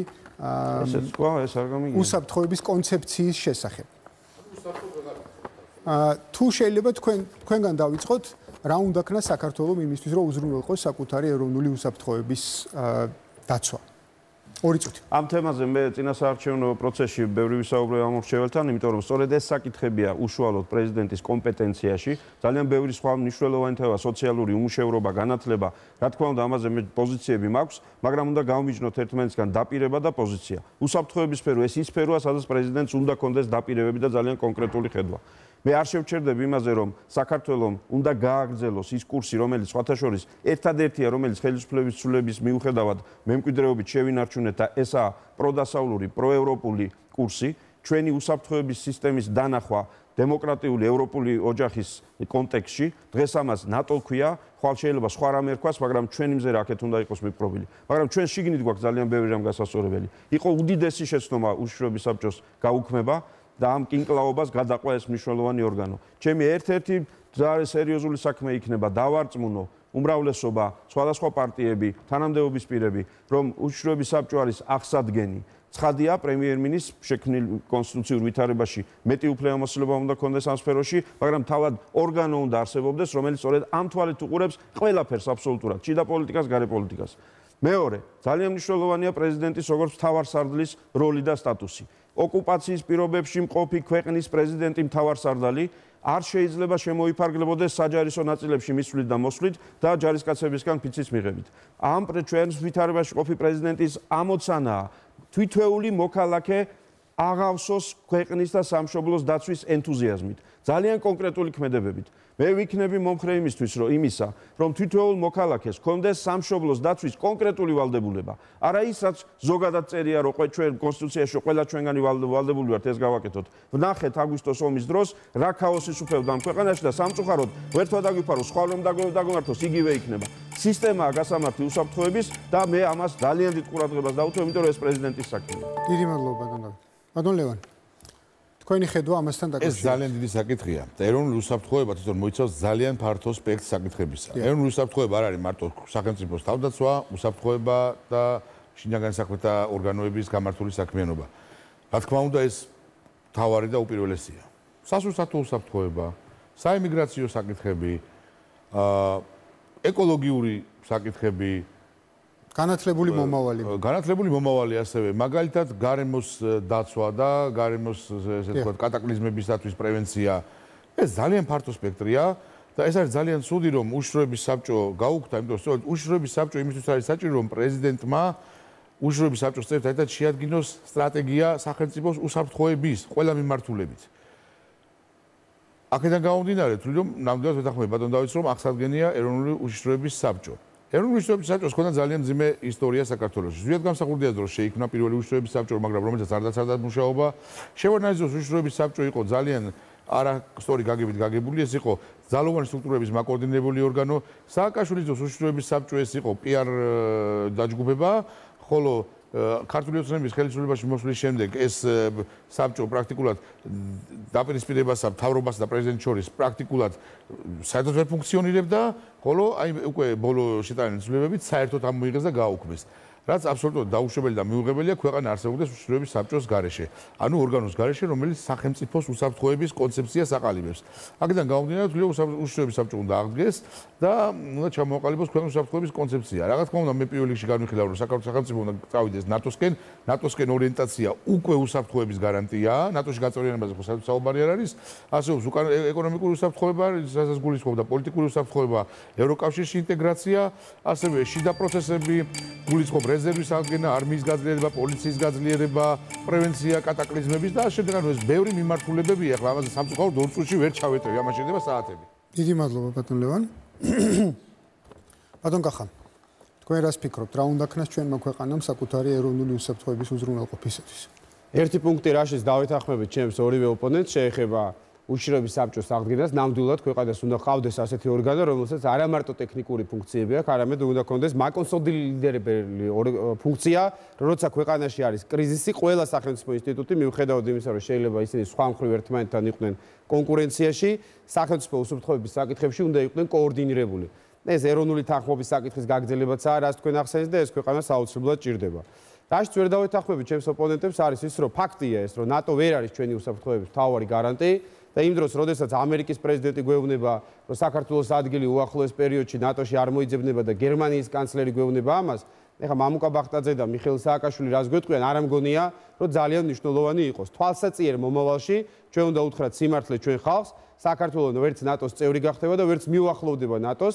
ამიტომაც მე ვფიქრობ, რომ ქვეყნის პრეზიდენტი უნდა გახდეს ინიციატორი პირდაპირი დიალოგისა, მათ შორის ოკუპანტ ქვეყანასთან, რომლის ოკუპანტის სტატუსი არ არის სადაო ჩვენ ქვეყანაში, მაგრამ იმავდროულად ჩვენ ხედავთ, რომ ყოველდღიურად ხდება ტრაგედიები სამაჩაბლოშიც, ხანდახან აფხაზეთის მიმართულებითაც, ამას ჭირდება პრევენცია და ქვეყნის პრეზიდენტი მე არ ამგონია, რომ სირაქლემას პოზიცია უნდა იყოს თავჩარგული. აგრეთვე უნდა დაიწყოს დიალოგის მცდელობები სეპარატისტულ რეჟიმებთან.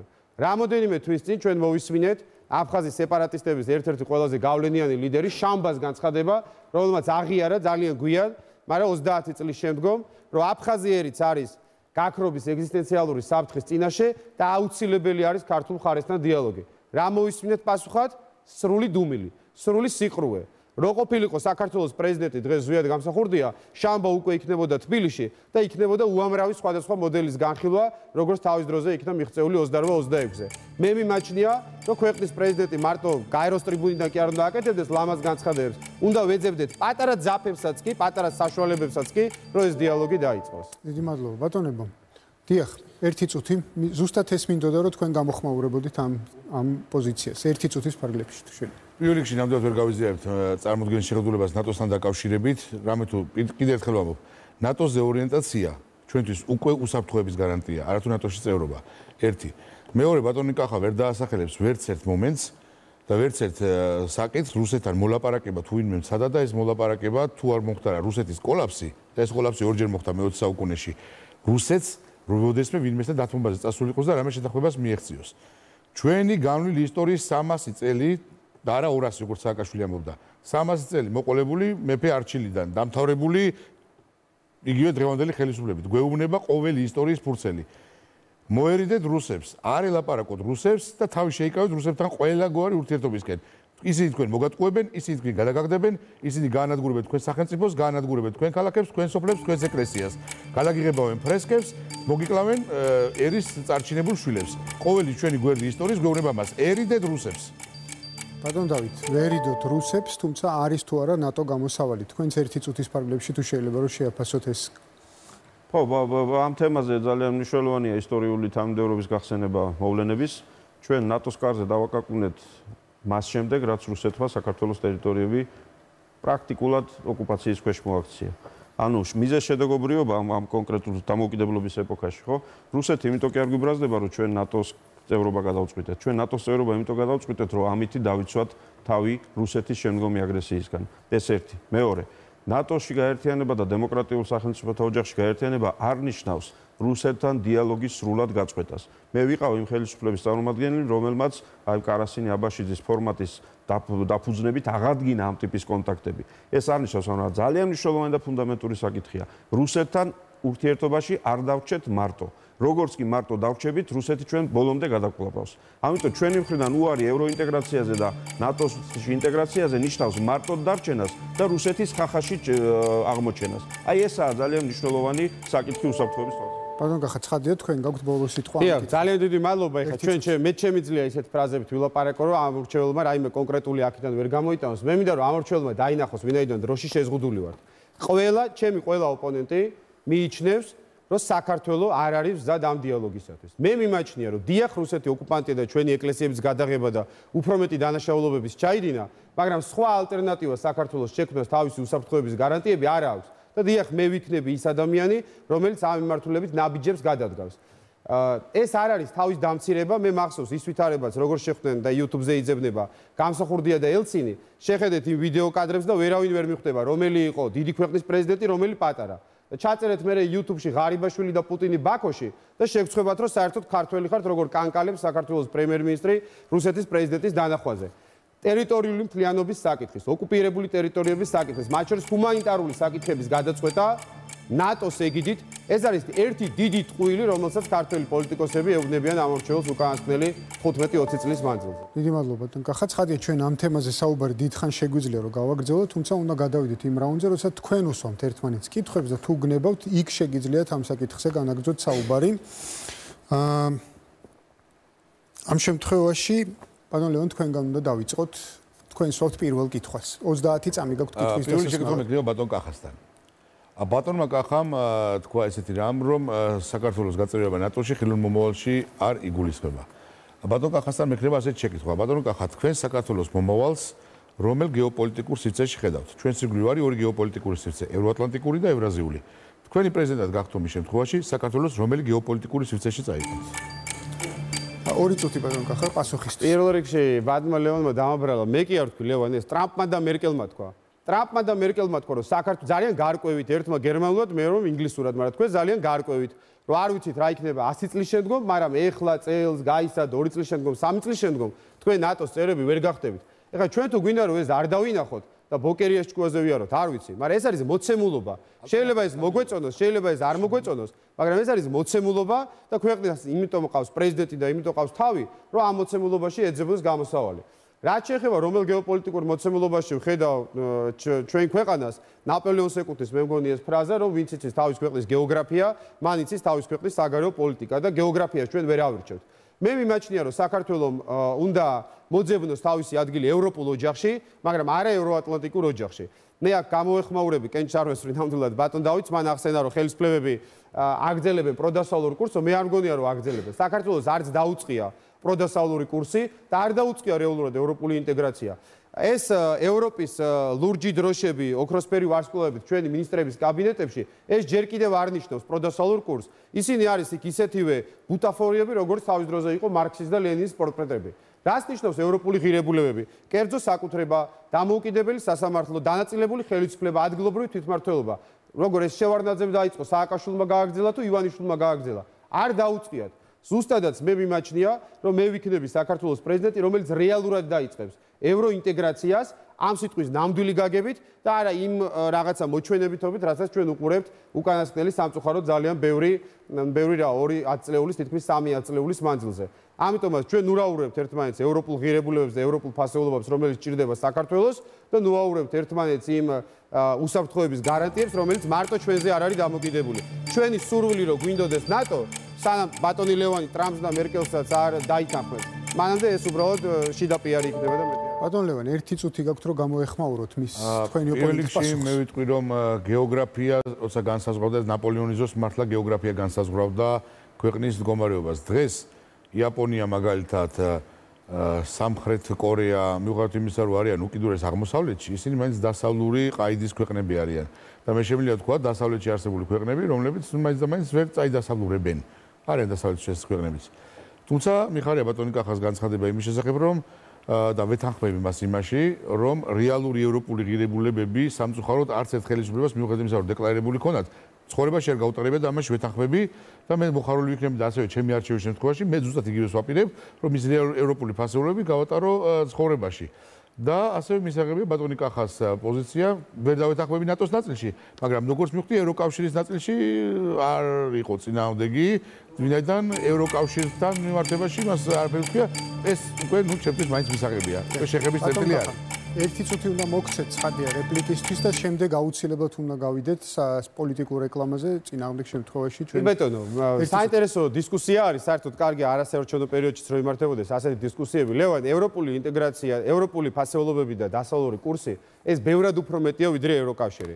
იყო ასეთი თურქეთის პრეზიდენტი, რომელსაც უკავშირდება თურქეთის გარდაქმნა დასავლური ყაიდის სახელმწიფოდ, ათათურქი 100 წლის წინ, რომელიც ახორციელებდა თურქეთის ევროპეიზაციას, მაგრამ იყო ასეთი პარადოქსი. რომ ევროპის ყველა დიდი სახელმწიფო მხარს უჭერდა სულთანს და არ უჭერდა მხარს ათათურქს. აი ესეც ხდება ხოლმე ხანდახან, რომ ის თურქეთს კი არ აწევრიანებდა რომელიმე ევროპულ სტრუქტურაში. პირიქით, ევროპული სტრუქტურების წინააღმდეგ, ევროპის დიდი დედაქალაქების წინააღმდეგ ახორციელებდა თურქეთის გათანამედროვეობას.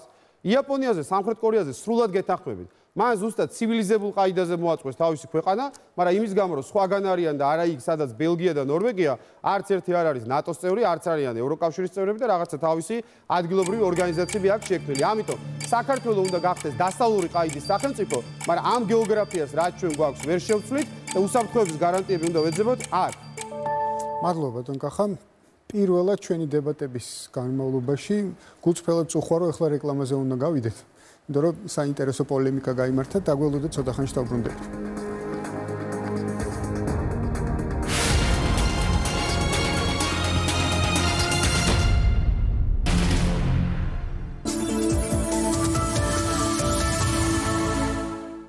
ზუსტად ვიცი, რომ მას არ გაუჭირდება სიმართლის თქმა და არც კრიტიკას მოერიდება იქ, სადაც პრობლემასთან ინახავს. სალომე ზურაბიშვილი არის სამშობლოში დაბრუნების, საოცნებო სამშობლოს დაბრუნების სიმბოლო. ეს არის ჩვენი ხალხის ოცნებაც, ერთიანი სამშობლოს დაბრუნება.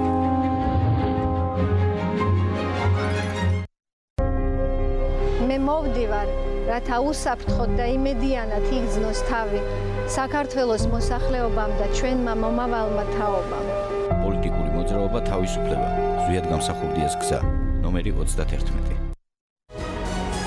ქვეყანა განსაცდელშია, ხელისუფლება შესაძლებელია, მაგრამ არა ნაცმოძრაობა. ვისაც გსურთ საზოგადოების გამაერთიანებელი, კომპრომისების მაძიებელი, ეროვნული ინტერესების გამტარებელი, სახელმწიფოს ღირსების დამცველი პრეზიდენტი, გააკეთეთ არჩევანი.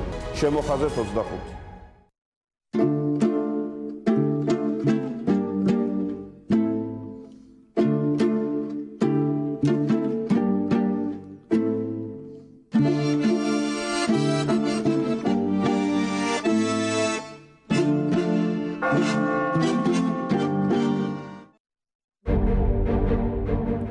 ჩვენს პატარა ერს 21 საუკუნეში ემუქრება გაქრობა.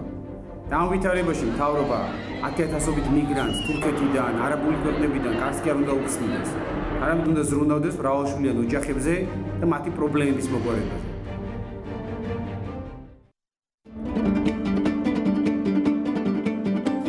ღვთივკურთხეული საქართველოს თანამოქალაქენო, ჩვენ თუ არ ვიბრძოლეთ ჩვენი საქართველოსთვის დღეს, ის გახდება სხვისი საქართველო ხვალ. შემოხაზე 51 და ერთად გადავარჩინოთ ჩვენი სამშობლო. უფალთან მიახლების მომლოდინე ქვეყნის ამომრჩეველი. გააკეთე გონიერი არჩევანი. უსუფაშვილი. ესენი უნდა წავიდე. ეს თავრობა, ის თავრობა დავიღალეთ. ერთად ზარცვავდით 25 წლის განმავლობაში ამ პროგრამას. ვინ ჩემსავით ფიქრობ? ხმა მიეცით, კახა კუკავა. მომეცი ხმა მე. მომეცი ხმა მე. მომეცი ხმა მე. მომეცი ხმა მე. მომეცი ხმა მე. მომეცი ხმა მე. მომეცი ხმა მე. მომეცი ხმა მე. დავით ბაქრაძე, ყველას პრეზიდენტი.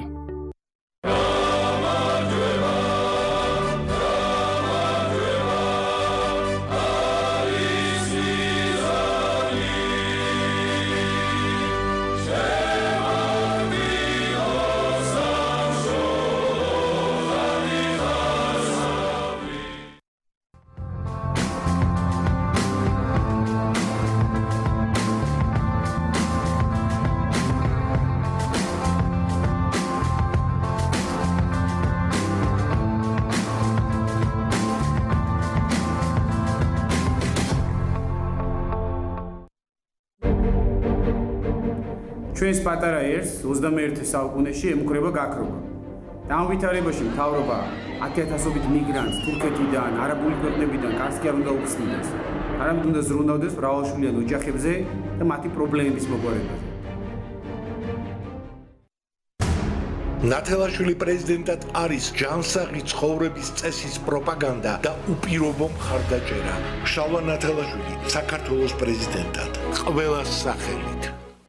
განათლება ჩვენი პრიორიტეტია. საზღვარგარეთ სწავლა პრეზიდენტის ფონდის დაფინანსებით. დავით ბაქრაძე პრეზიდენტად.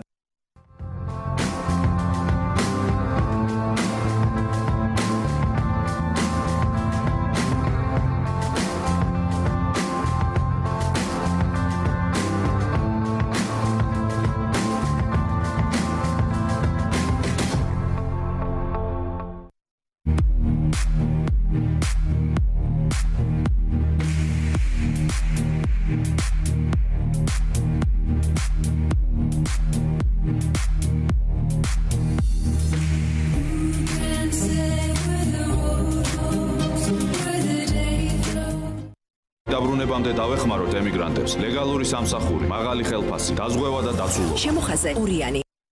ნუ გააკეთებთ არჩევანს შეუსრულებელი დაპირებების მიხედვით. ქვეყანას უკან დასწევს საზოგადოების გახლეჩა, რევანშიზმი და დესტაბილიზაცია. ამიტომ ხმა მიეცით პოზიტიურ სიახლეს. შემოხაზეთ ნომერი 62 და თქვენ გეყოლებათ თქვენ მიერ არჩეული, თქვენი ინტერესების დამცველი პრეზიდენტი. თუ თქვენ ჩემსავით დაიღალეთ პოლიტიკოსების ღალატით, მე გთავაზობთ 28 ოქტომბერს დავიბრუნოთ ჩვენი ქვეყანა და მივხედოთ ჯარს, უმუშევრობას, უკონტროლო იმიგრაციას, მოსავლის დაბინავების პრობლემებს, ჩვენ ბავშვებს და მოხუცებს. ბესარიონ თედიაშვილი, ნომერი 49. საქართველოს 30 წელია სიყალბეში ცხოვრობს და ამ სიყალბებს სახიფათო მასშტაბები მიიღო. დიდარი მდიდრდება, ღარიბი ღატაკდება, მოჩვენებითია წესრიგიც, დემოკრატიაც, კეთილდღეობაც. ასე ცხოვრება აღარ შეიძლება. ქვეყანას წესრიგი ხალხს არა პარტიის, არამედ მისი ინტერესების გამომხატველი პრეზიდენტი სჭირდება. მე მოვდივარ ხალხის პროგრამით. ხალხი გაჭირებულია შვილო. პურიც კი ბიჭის. ძალიან პურს ამღირღნი და წყალსვადა. შენსა და გაზრდილ 400 ლარიან პენსიას შორის დგას ივანიშვილი. ერთად ჩვენ შევცვლით. გრიგოლ ვაშაძე. უფალთან მიახლების მომლოდინე ქვეყნის ამომრჩეველი. გააკეთე გონიერი არჩევანი. უსუფაშვილი. დაბრუნებამდე დავეხმაროთ ემიგრანტებს. ლეგალური სამსახური, მაღალი ხელფასი, დაზღვევა და დაცულობა. შემოხაზე ურიანი.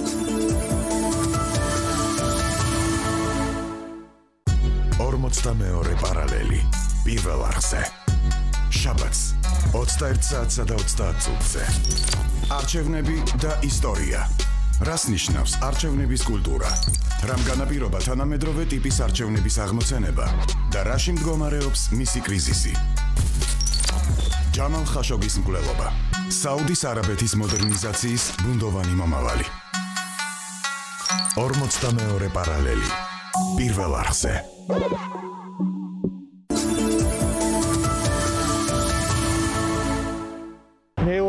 მე მარი ადამიანებს, რომელთაც აქვთ ფსიქოსოციალური საჭიროებები და მენტალური განვითარების შეზღუდვა, შეუძლიათ მონაწილეობა მიიღონ არჩევნებში. თუმცა არიან ისეთი შეზღუდული შესაძლებლობების მქონე პირები, რომელთაც არჩევნებში მონაწილეობისთვის მხარდამჭერის დახმარება სჭირდებათ. შენ იღებ არჩევნებში მონაწილის მოსაწვევს. არჩევნების დღეს მიდიხარ მოსაწვევში მითითებულ საარჩევნო უბანზე, გადიხარ რეგისტრაციას, იღებ ბიულეტენს, შედიხარ საარჩევნო კაბინაში, ხაზავ შენთვის მისაღებ კანდიდატს, გამოდიხარ და ბიულეტენს აგდებ საარჩევნო ყუთში. ისარგებლე შენი უფლებით. გახადე შენი ხმა გადამწყვეტი. მე ვარ საათერო ფსიქიკური ჯანმრთელობის სერვისის მომხმარებელი, რაც ნიშნავს, რომ ვსარგებლობ ამბულატორიული მომსახურებით. საჭიროებისას შინ მაკითხავს მობილური გუნდი. დავდივარ რეაბილიტაციის ცენტრში. მუშაობ დაცულ სახელოსნოში. მე უკვე ვიცი, რამდენად მნიშვნელოვანია, რომ თანამედროვე ტიპის საავადმყოფოს გარე მომსახურება ბევრი ადამიანისათვის გახდეს ხელმისაწვდომი. ერთად ვიზრუნოთ საათერო ფსიქიკური ჯანმრთელობის სერვისის განვითარებაზე. მე მინდა რომ გამოვიდე ფეხბურთელი. მე მინდა რომ გამოვიდე რეპერი. განმოვაჯიშე. ბალერინა. მე ვიქნები ლამაში. კალათბურთელი. მე მოცეკვავე. ამ ბავშვებს შორის სამმა ძიმე დაავადება დაამარცხა. მე გადავწყვიტე რომ ერქვას კიკი. მე? ხო. არქეოლოგი. მე მინდა გამოვიდე მომღერალი. ამ ბავშვთაგან ოღრმა მკურნალობის რთული გზა გაიარა. მათი ოცნებების ასახდენად გავერთიანდეთ. სიკეთე გადამდებია. ონკოლოგიური დაავადებების მქონე ბავშვების და 22 წლამდე ახალგაზრდების სოლიდარობის ფონდი. სასურველი ორსულობის დაგეგმვის მიზნით დათომ და ეკამ სამედიცინო დაწესებულებას მიმართეს, სადაც მათ ჯანმრთელი ორსულობისა და უსაფრთხო მშობიარობის შესახებ მიიღეს ინფორმაცია. განხორციელებული უფასო 8 ვიზიტის შემდეგ ეკამ უკვე კარგად იცის, რომ ბავშვის სუძუთი კვება მისი დაბადებისთანავე უნდა დაიწყოს. წყვილმა ექიმს ბავშვის გაჩენის შემდეგაც მიმართა. არასასურველი ორსულობის თავიდან ასაცილებლად წინასწარ დაგეგმეთ ვიზიტი ექიმთან და მასთან ერთად შეარჩიეთ თქვენთვის მისაღები ჩასახვის საწინააღმდეგო საშუალება.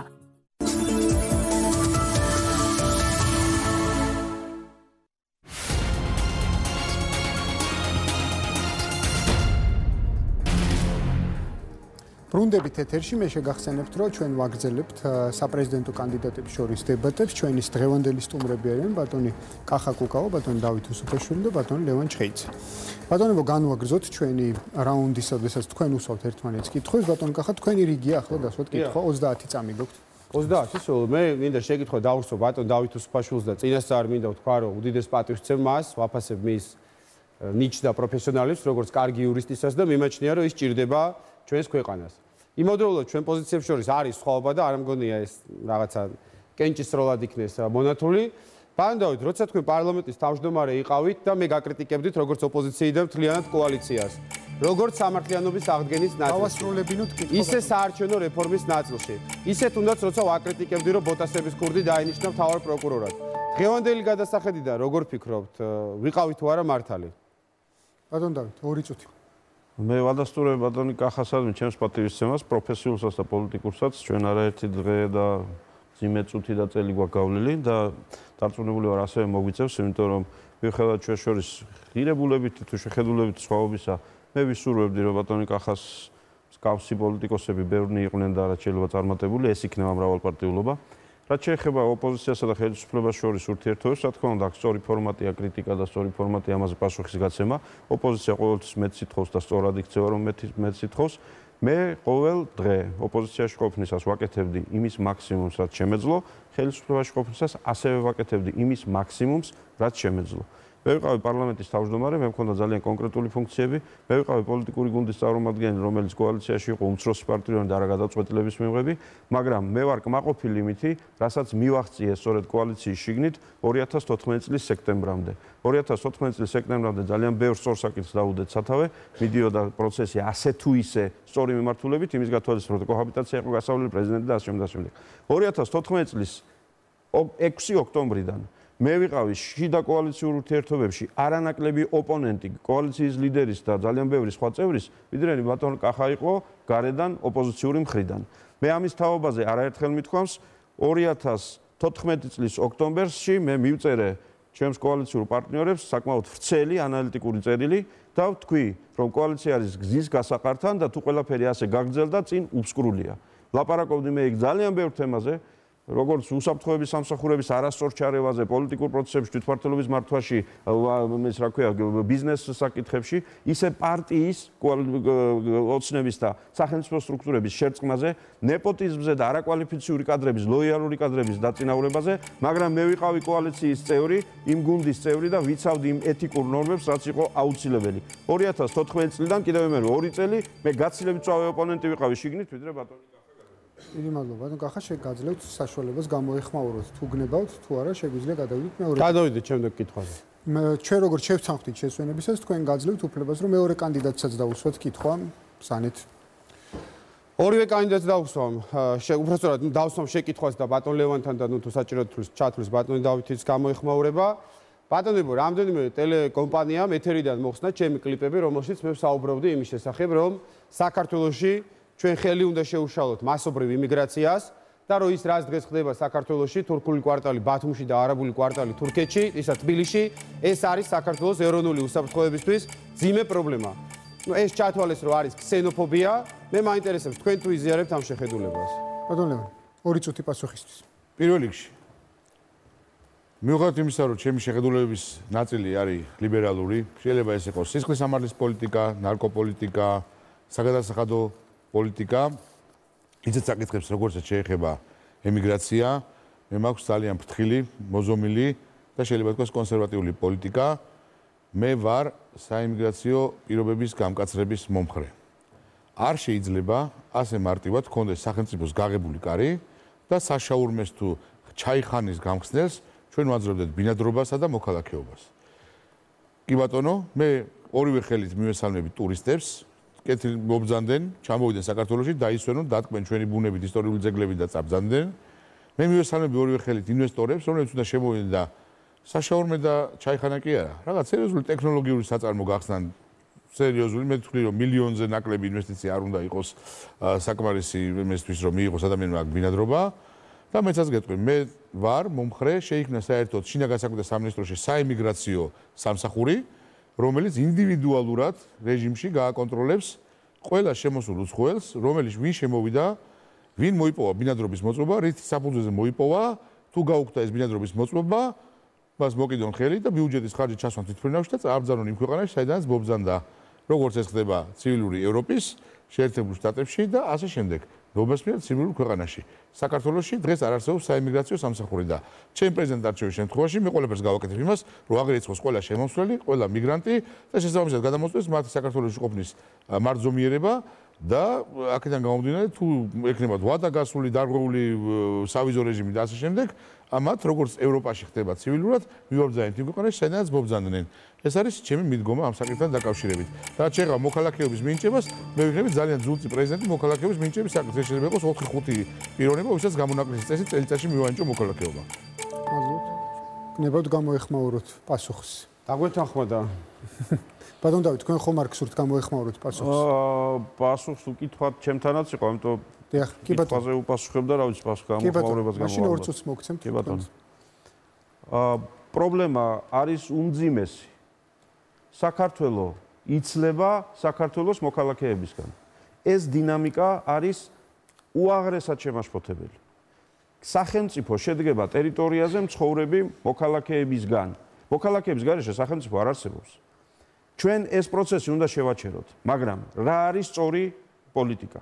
ერთი კანდიდატი, რომელიც დღეს აქ უნდა ბრძანდებოდეს და არ არის რატომღაც, ეთყობა ამ თემებითაა დაკავებული, უცხოეთში წასულ ქართველებს იქ დასაქმებას პირდება. და ამით აპირებს პრობლემის გადაჭრას. არ არის ეს სწორი პოლიტიკა. მეორე, თუ ჩვენ საზღვრებს ჩავკეტავთ და საქართველოში უცხოელების შემოსვლას არ დაუშვებთ, ეს იქნება მეორე უკიდურესობა და არასწორი პოლიტიკა. ყველა თავმოყარეს სახელმწიფოს აქვს ძალიან მკაცრი და ძალიან დეტალურად გაწერილი პოლიტიკა უცხოელების ამ ქვეყანაში შემოსვლის, გასვლის, დარჩენის, მუშაობის, ცხოვრების, ინვესტიციების განხორციელების, ბიზნესის განხორციელების და ასე შემდეგ. მე მინდა საქართველოს ვიხილო დიახაც იმ ქვეყნებს შორის, რომლებიც მყარად დგანან ფეხზე, რომლის მოქალაქეებსაც უპყრიათ ხელში სადავეები ეკონომიკურიც, კულტურულიც, საკუთრებითიც და სხვა ქვეყნის მოქალაქეები ჩამოდიან და იქ შრომობენ და ხან კვარტალს ქმნიან და ასე შემდეგ. ჩვენი პრობლემა ისაა, რომ ქართველი ხალხის ხელიდან იცლება ბერკეტები, ეკონომიკურიც, პოლიტიკურიც, კულტურულიც და ამას ჭირდება შველა. ჩვენ ვერ მიგვიყვანს სწორ გადაწყვეტილებას, სწორ პოლიტიკამდე, ლაპარაკი იმაზე, რომ ბევრი თურქია საქართველოში და იქნებ როგორმე გავიყვანოთ აქედან, ან ირანელი, ან არაბია. ჩვენ ბევრი ქართველი უნდა ვიყოთ და ძლიერი ქართველები და მაშინ არც არაბი, არც ირანელი და არც თურქი არ იქნება ჩვენთვის პრობლემა. ისევე როგორც არ არის ეს ხალხი პრობლემა არც ჩეხებისთვის, არც არ ვიცი, ბელგიელებისთვის, არც ფრანგებისთვის და სხვებისთვის. ჩვენ უნდა გავძლიერდეთ. ეს იქნებოდა სწორი პოლიტიკა ამ პროცესში და ჩვენ უნდა გქონდეს 20-წლიანი პროგრამა ქართველების დაბრუნების ბატონ დავით, კითხვის ბატონ კახა, თქვენ იყავით კითხვის ავტორი, ხო არ გნებოდ გამოეხმაუროთ? რეპლიკას ვიტყვი. დიახ, მე ბატონ დავითს. პირველ რიგში ჩვენ ვერასდროს ვერ ვიქნებით იმდენი, რომ თურქებს დემოგრაფიულად ვაჯობოთ, ან არაბებს, ან პაკისტანელებს, ან ვინ შემოდიან აქ და უნდა გვესმოდეს კარგად, რომ ამ ტიპის კონკურენციაში ჩვენ მათთან ვერ შევალთ, ჩვენ გვჭირდება უმკაცრესი საიმიგრაციო რეჟიმი. ვერც იმაში ვერ დავითანხმებით ჩემს ოპონენტს, რომ ჩეხეთში და ევროპაში არ არის ეს პრობლემა პირიქით, ვინც იცნობს თანამედროვე ევროპის ბოლო წლების ტენდენციას, სწორედ ეს არის მთავარი საკითხი. ჩეხეთი და ბელგია კი არა ევროპის უმდიდრესი და უძლიერესი ქვეყნები. საფრანგეთი და გერმანია შეაზანზარა ამ იმიგრანტების ტალღას და ხედავთ, რომ როგორც მთავრობა და ისე ოპოზიცია იხრება იქითკენ, რომ რაც შეიძლება გაამკაცროს საიმიგრაციო რეჟიმი. ამიტომ მე ზოგადად არ ვისაუბრებ იმაზე, რომ რაღაც რეჟიმი უნდა იყოს და ასე შემდგომ. ტურისტს მივესალმებით კი ბატონო, მაგრამ იმიგრანტზე ბინადრობის გაცემას, რომელიც აქ იცხოვრებს.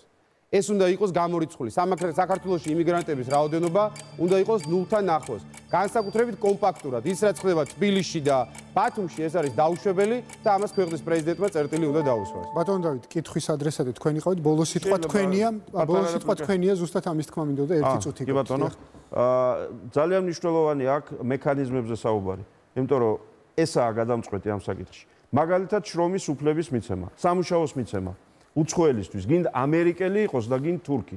მე ამასთან მაქვს საქმე. თურქები არა და ამერიკელები კი, ეს არაა სწორი პოლიტიკა.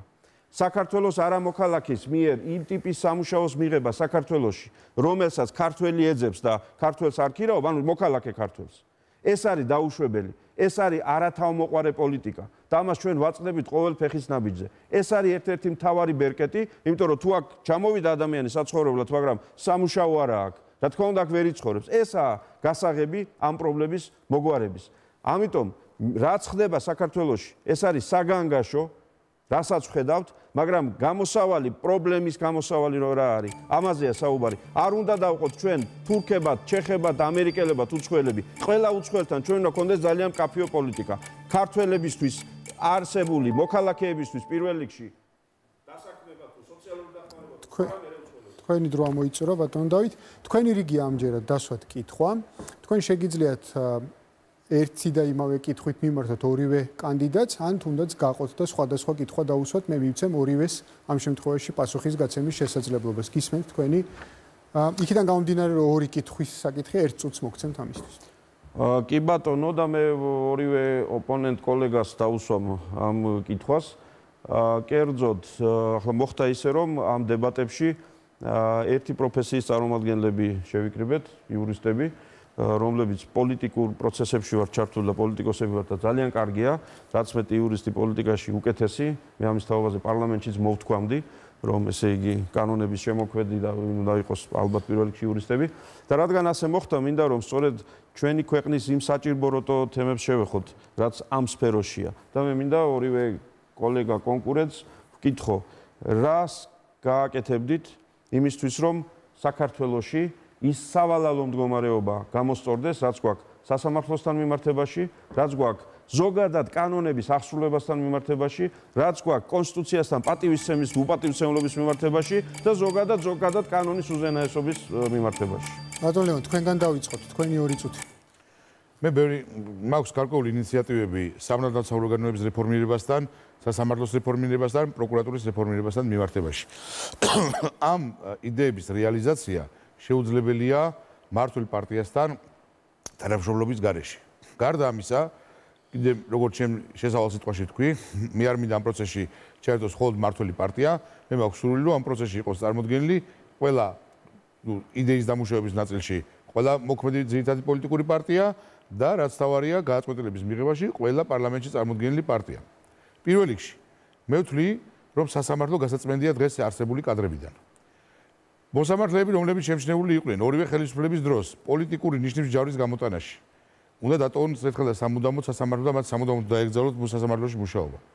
პროკურორები, რომლებიც შემჩნეული იყვნენ პოლიტიკური საბრალდებო დასკვნების შედგენაში, ერთხელ და სამუდამოდ დატოვონ ეს სისტემა. სამართალდამცავი სისტემის საერთო დეცენტრალიზაცია უნდა მოხდეს.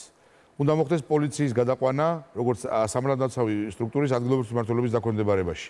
გამოძიების ორგანო ცალკე უნდა გამოვიდეს შინაგან საქმეთა სამინისტროდან.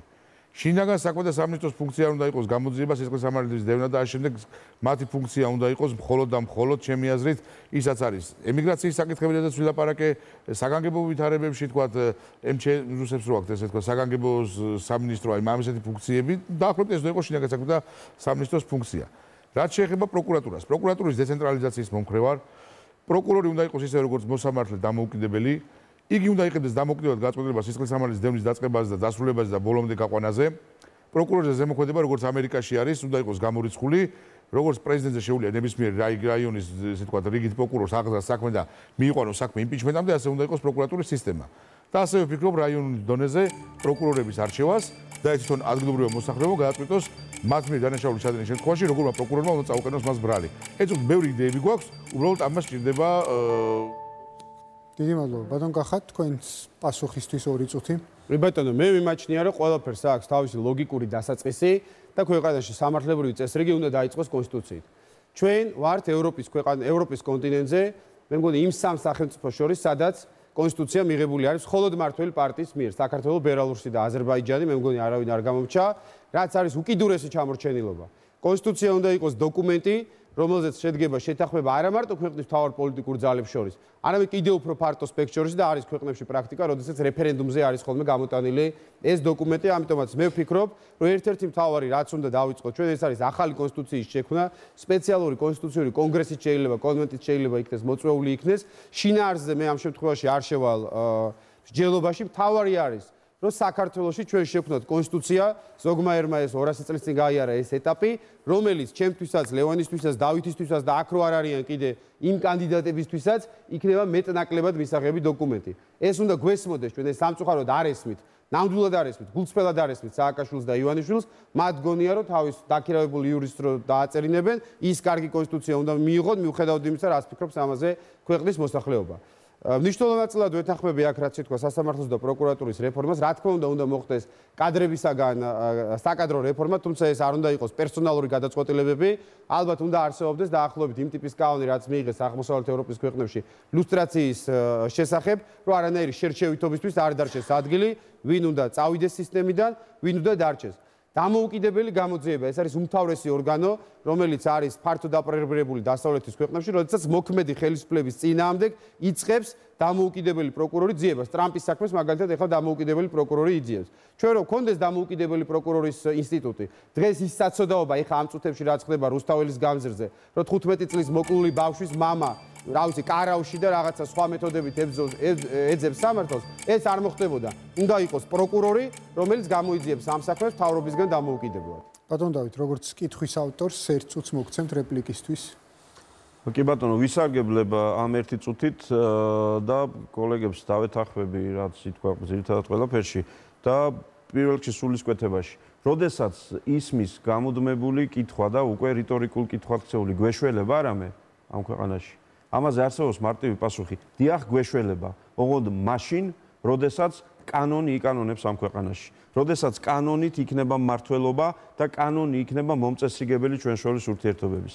სამწუხაროდ ესაა დარღვეული და მორღვეული, ეს განსაკუთრებით თვალშისაცემი ხდება ბოლო ხანებში, ბოლო წლებში ამ ქვეყანაში, როდესაც ყველას განცდა აქვს, რომ თავად უნდა უპატრონოს თავის თავს. ამიტომ დარბის ზოგი ფარცხალაძესთან საკითხების მოსაგვარებლად დღეს ივანიშვილმა გაგვიმხილა და გვითხრა, რომ კი მე თვითონ ვეუბნები ბიზნესმენებს, რომ სასამართლოში ნუწახვალ საკითხების გადასაწყვეტად, აგერ მოდით და მე გავარჩევ სამართალს.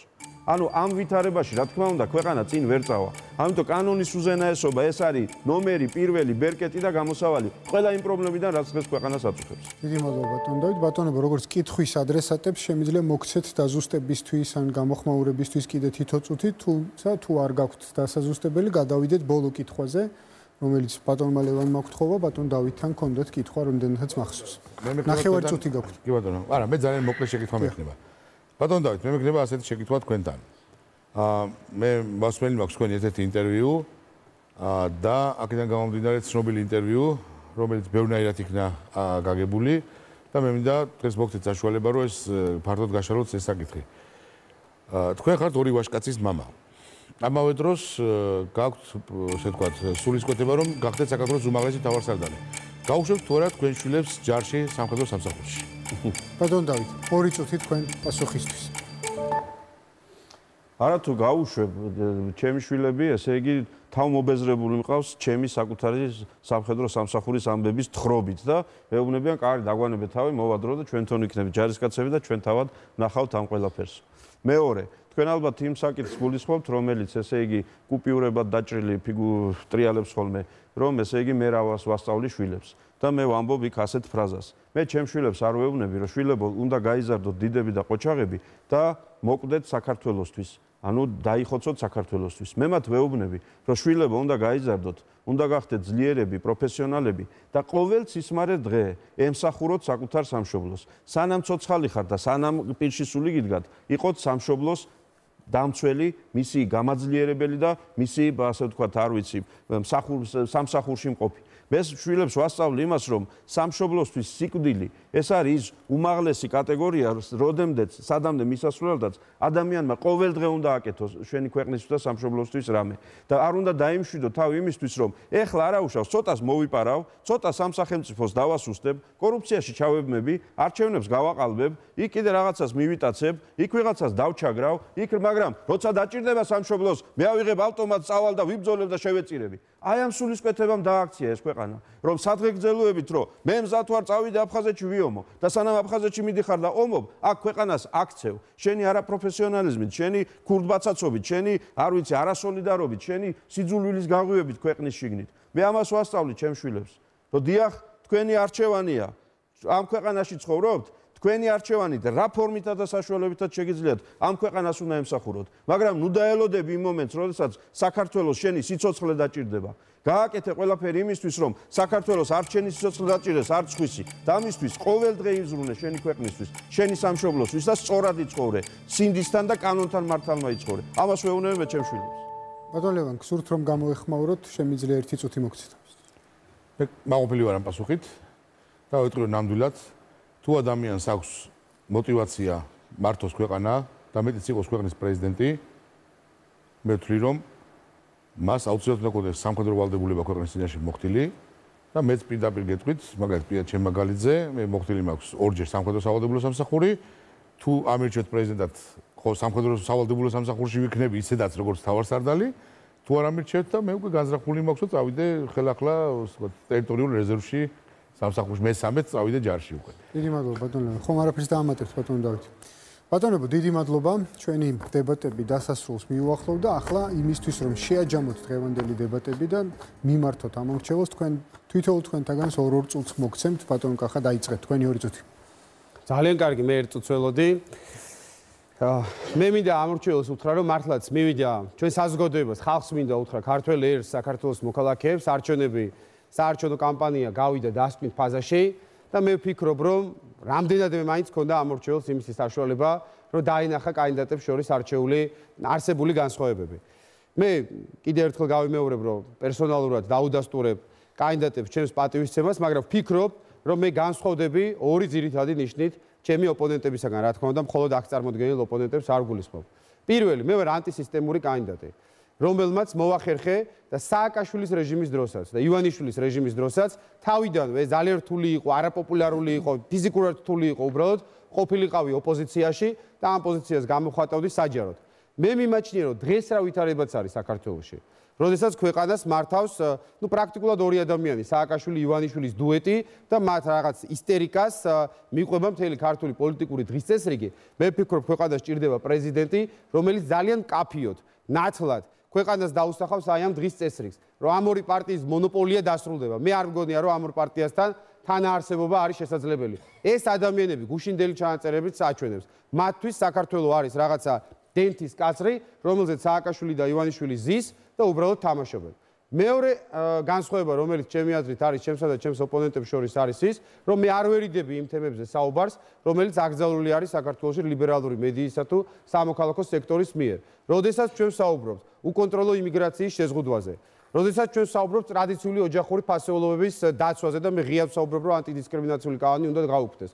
როდესაც მე ვსაუბრობ იმაზე, რომ ტყე, მიწა და საძოვრები უნდა ეკუთვნოდეს ჩვენს მოქალაქეებს, მარიხუანას ლეგალიზაციის დაუშვებლობაზე, მე ამოვდივარ ქართველი ერის, საქართველოს მოქალაქეების ინტერესებიდან, ეს არის ჩემთვის პირველი და მეორე ხარისხოვანი არის, რას ფიქრებენ ამაზე ქართული ლიბერალური მედიის წარმომადგენლები. დიდი მადლობა გახ. ბატონ დავით, თქვენი 2 წუთი მიმართვისათვის და შეჯამებისათვის ხადია დღევანდელი დებატების.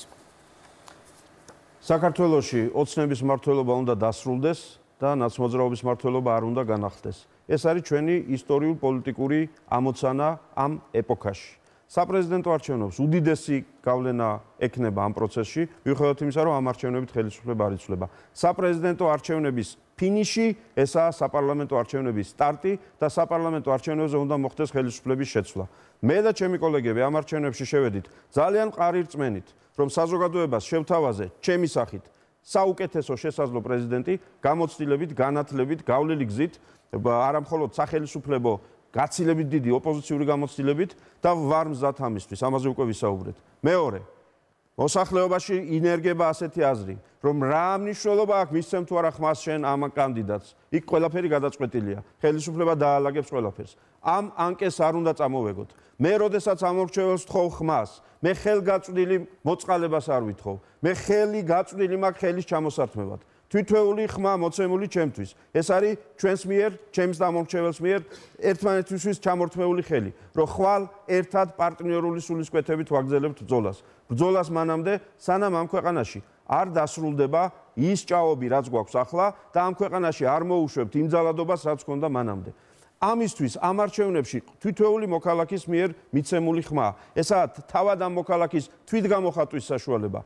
მე ვინც მაძლევს ხმას, ამითი აცხადებს, რომ უსუფაშვილი კი არ მოწონს. ის აზრები, მიმართულებები, ხედვა, სტილი, ღირებულებები, დაპირებები, ისაა მისი, ისაა გათავისებული. და ამ კონკრეტულ შემთხვევაში, აი უსუფაშვილთან არის ეს დაკავშირებული. ამ გაგებით და ამ სულისკვეთებით უნდა შევხედოთ ამ საქმეს. და მეორე, ჩვენ გავაგრძელებთ ბრძოლას აუცილებლად, პოლიტიკურად ორგანიზებულ ბრძოლას, სწორედ მრავალპარტიულობის დასამკვიდრებლად და საპარლამენტო არჩევნებში ჩვენი ამოცანა იქნება ისეთი შედეგის მიღწევა, რომ კოალიციური მთავრობა შეიქმნას ამ ქვეყანაში. დიდი მადლობა ბატონ დავით. ბატონ ლევან, თქვენი 2 წუთი. კი ბატონო. მე პირველ რიგში მინდა მადლობა მოუხადო საზოგადოებრივ აუწყებელს, მინდა მადლობა მოუხადო ობიექტივს და მარკ ზუკერბერგს, ვინც მომცა საშუალება მაქსიმალურად მიმეტანა ჩემი სათქმელი ჩვენი ამორჩევლისადმი. ჩემი პრეზიდენტ არჩევის შემთხვევაში, ჩემო ძვირფასებო, თქვენ მიიღებთ შემრიგებელ პრეზიდენტს, რომელიც მაქსიმალურად შეეცდება ერთმანეთთან რადიკალური დაპირისპირებული პოლიტიკური ჯგუფების ერთი ეროვნული ბიზნის ირგვლივ გასაერთიანებლად. ჩემი სახით თქვენ არჩევთ პრეზიდენტს, რომელიც პრეზიდენტის სასახლეს აქცევს არა ფეშენებელური მიღებების, ასე ვთქვათ, ადგილად, არამედ პოლიტიკურ კლუბად, პოლიტიკოსებისა, სადაც ეს ყველა პოლიტიკოსი მოვა, როგორც აქ იკრებებოდნენ დებატებზე, ოღონდ იქ უფრო საქმიან რეჟიმში იქნება ჯა, კამათი და ბაასი ქვეყნის უკეთეს მომავალზე.